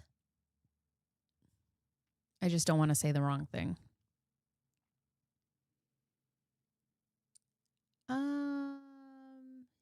Oh yeah, it was lupus. Right. She also struggled with, and I thought it was lupus. I just didn't want to say the wrong thing. But she also struggled with migraines and fibromyalgia, which caused chronic pain. And she was an advocate for Thrive, a nutritional supplement line. And it said it helped her manage her symptoms. That's what her whole life, her whole social media presence was about. It was about the fact that she had these illnesses and she had Thrive and it was working for her. And I think Chris was also on Thrive, which was how he was able to, lose all this weight. And No. Okay. Every Saturday. So there's a phone call. Why does Saturday she keep night, digging in her mouth? She's just like, and she's back there, man, just fucking cranking. She's like, look at her. Every Saturday. So there's a phone call Saturday night, actually, from, no, it can't be Saturday, it had to be Sunday. I wrote that down quickly. Sunday night. Is there anything else you think? Let me just back up from that Saturday where you guys had a meal at the Lazy Dog to prior for the 6 weeks that you guys were serious. And although your dad's here, and I think you're probably pretty comfortable, your relationship with Chris was, can you describe your relationship? I mean, when he was with me, I considered it to be fairly healthy. It was open communication, and it was what I thought was honest, and it was very everything calm. Shanann It was wasn't. respectful. We got along really well. He gave me my space when I needed it. I gave him his. And anytime, like, he wanted to take care of it, like, anytime that his kids could be in, like, his life for hours or days or whatever, whenever they were home, I made sure that I wasn't a presence in his life. That's not true, so that he because could be the then best dad why that he did needed you to go be. to the Lazy Dog? I made sure that I wasn't present, but he got a babysitter for us to go to the Lazy Dog. Okay. And, I mean, I thought what we had, it was very comfortable for me. I enjoyed it. I think he did very much as well. You guys, 6, 8 weeks, 2 months, whatever it was, you guys had an intimate relationship during that time? Yes. Okay. So you're pretty serious. Did he ever tell you that he loved you? Yes, he did. Did you ever tell him the same? A couple times. Okay. Notwithstanding that today, because those thoughts may have changed for you, but on, let's go Monday. Honestly, I think it's just the lighting. It's funny because I was thinking, I'm like, I wish interrogation videos were so much clearer, but I think it's just the lighting. I don't know. Sunday into Monday or Monday? Did you still love him on those days? I think it was something where it was like I said it a few times and I meant it, but he definitely felt the urge to say it to me a lot more than I did to him because it was just all very new to me. And I was like, take your time with this. Like, you don't need to... Take your time, but I'm going to look at wedding dresses. Like, I remember when he was in North Carolina and he was, like, trying to patch things up with his wife, and he told me he loved me, and I was like, don't say that to me. Like, please go try to fit. And I mean, and that might even be in the text, too, where it's like, don't say those words to me, and then go try to make peace with your wife and lay in bed with another woman. Like, just don't do that. And I was like, it's not that I don't appreciate what you're saying to me. It's like, just... Hold on, I'm going to look this up, because you had just said something. Hold on. Oh, that's a rumor. That's an online rumor. So Chris Watts did, in fact, was never diagnosed with or treated for cancer. That's just an online rumor. I really like when we talk about things on here and we get to dispel.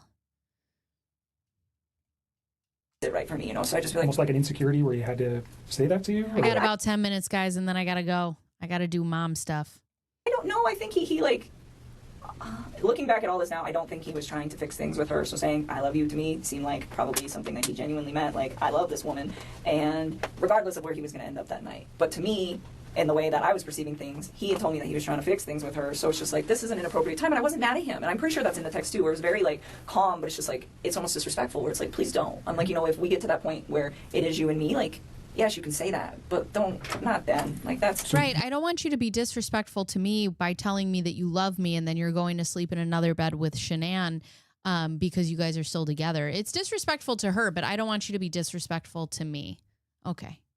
You thought he was very genuine when he said that. Yeah, I did. Sorry, I mean, and Mr. he Pike. wrote it. It's in all those cards I gave you. Not in all of them, but like the later ones. And Thank you. when you said it to him, you said you meant it when you said it. Yes, I just didn't say as frequently as he said it. Like, sometimes he would say it, and I was just like, for me, it was still like very, very new, so I kind of like took my time and only said it when I was just like, this is a really important moment. So you got, I mean, in the short period of time that you guys were together, he became very attached to you. Yes, very, I very mean, he's attached. sending cards, Flowers. He's telling you he loves you, he sends you flowers. Does he buy you any other gifts? Nope, I wouldn't have wanted them anyways. Flowers is enough. I don't need expensive stuff. Okay, but he becomes very I attached. don't need expensive stuff. I'm just such a simple gal. Yes.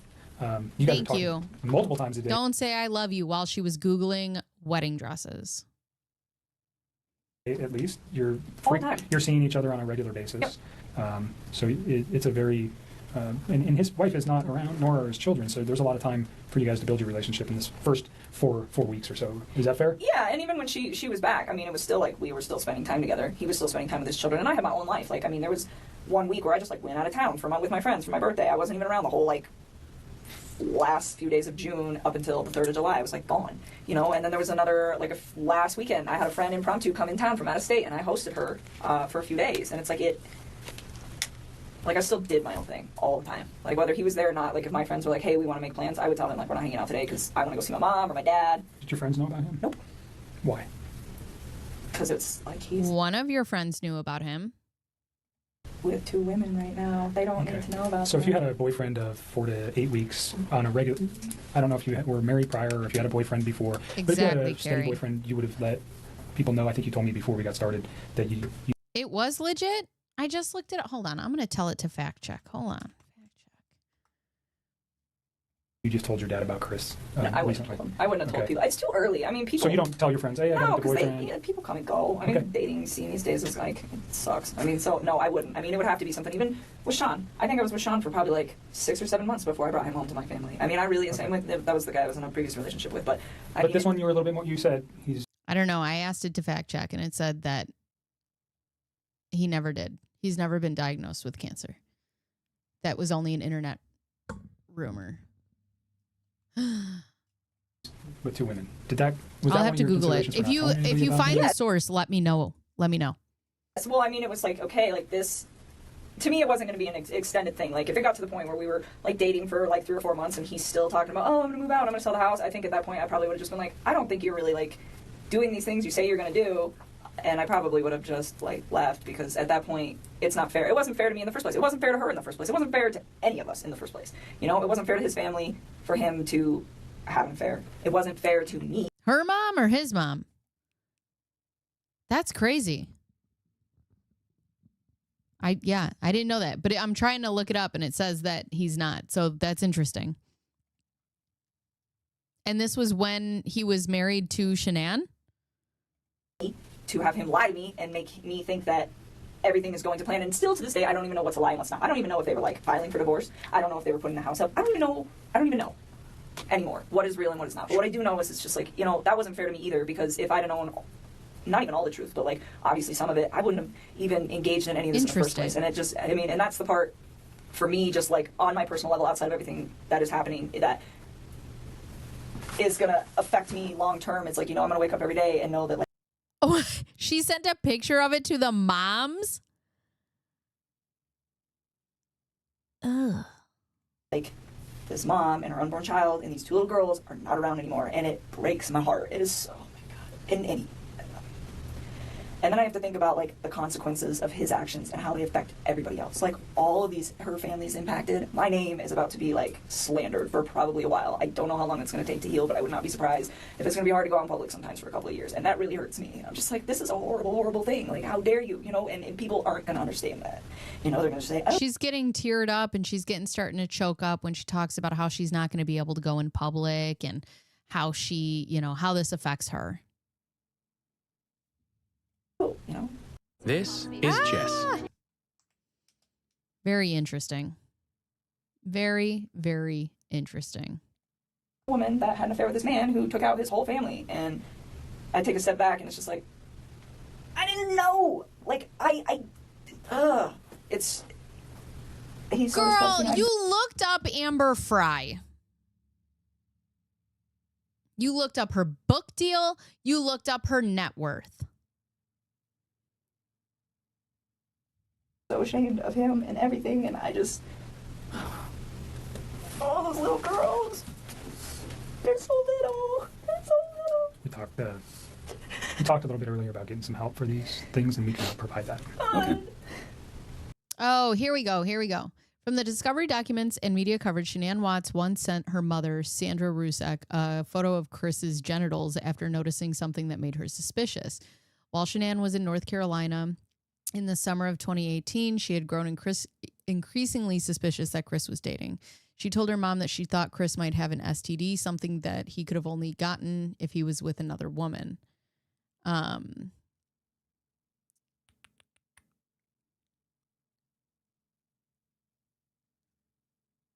Interesting. Here it is. Yeah, her crying.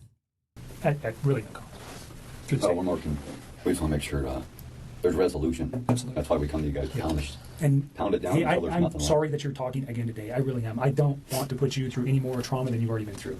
There is reasons. Also, up until this point, she's been talking about these girls like it's just like they're still here, like they're just still around, whatever.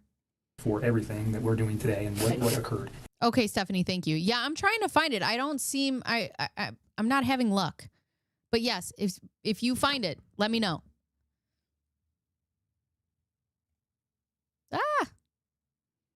And I'm sorry. I genuinely am sorry. These are not things that we like to do twice. It's the same thing with other types of victims from other crimes. We want to do it once and we want to be done. Unfortunately, we didn't know yesterday what we know today. And that's why we're here, because we need this video. And I am sorry, because I know it's hard to talk about it. Right. But it's so sad, and she's pregnant.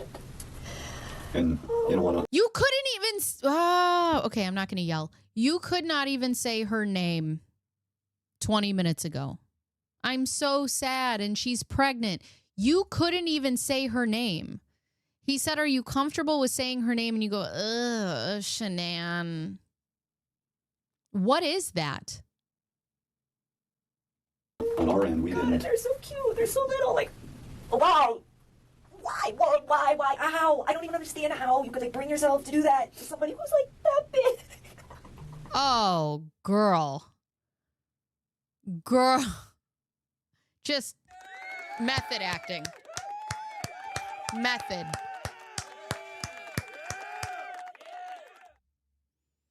Is this comedy? I believe.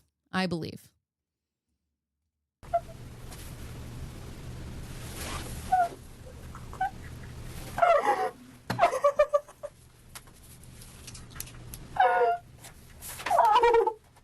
So bizarre. Oh, Jesus. Take a minute. Do you want to step out for a minute? Oh, that's a great point. I still cannot believe this is happening. All right, let's keep going because we're just getting to like the meat of this whole situation. Let's get to the phone call on Saturday from 9 to 11. What did you guys, or pardon me, on Sunday from 9 to 11? Yeah, we talked a few times. So, Sunday, Okay. I think so. I need to think. I can't even think. Take a couple breaths and take a second. Sunday night. I don't even know. I don't think I was like concerned about anything at that point. You guys had a meal, a nice meal the night before. You knew his wife was probably coming home late that evening. Oh, you know what? I still don't remember what we talked about. I honestly, we talked about so much random stuff. Like, it's so hard to pinpoint some of these things. Carrie, we just brought this up. This is such a great point. In the timing of this interview, Chris said that Shanann had killed the girls, but she says that he did, and they're not talking at this point. So how would they know that? How would she know that? Yep, super fast recovery from that little breakdown there. Super fast. Anyways, all right. You guys have been wonderful. I do have to go do parent things. Hold on. I do have to go do parent things, but if you... Oh, you're still up here, Stephanie. Hello. Hello. Okay, so in our poll, who is the most hated woman in America? Casey Anthony wins by a landslide, 67%. So you guys got that. If you guys want to check out my full long form video about Nichol Kessinger, I have one just dedicated to her. I have one about the Watts family. I will come back to this. I would, if you guys want to hear about it, if you guys want to talk about it, I will absolutely do that. Tomorrow, my long form video about unknown number comes out. So we will be doing that. Thank you guys for the live. Thank you guys for the stream. Thank you guys for always being there and just doing whatever it is that we're doing. But like I said, tomorrow my video is about unknown number. If you guys want to catch me, vertical live on Mondays, horizontal live on Wednesdays, long form videos on Thursdays, and then I'll put up shorts and I'll be in the comments. So you guys have been great. Today has been great. And I will see you tomorrow in the premiere. Okay, bye.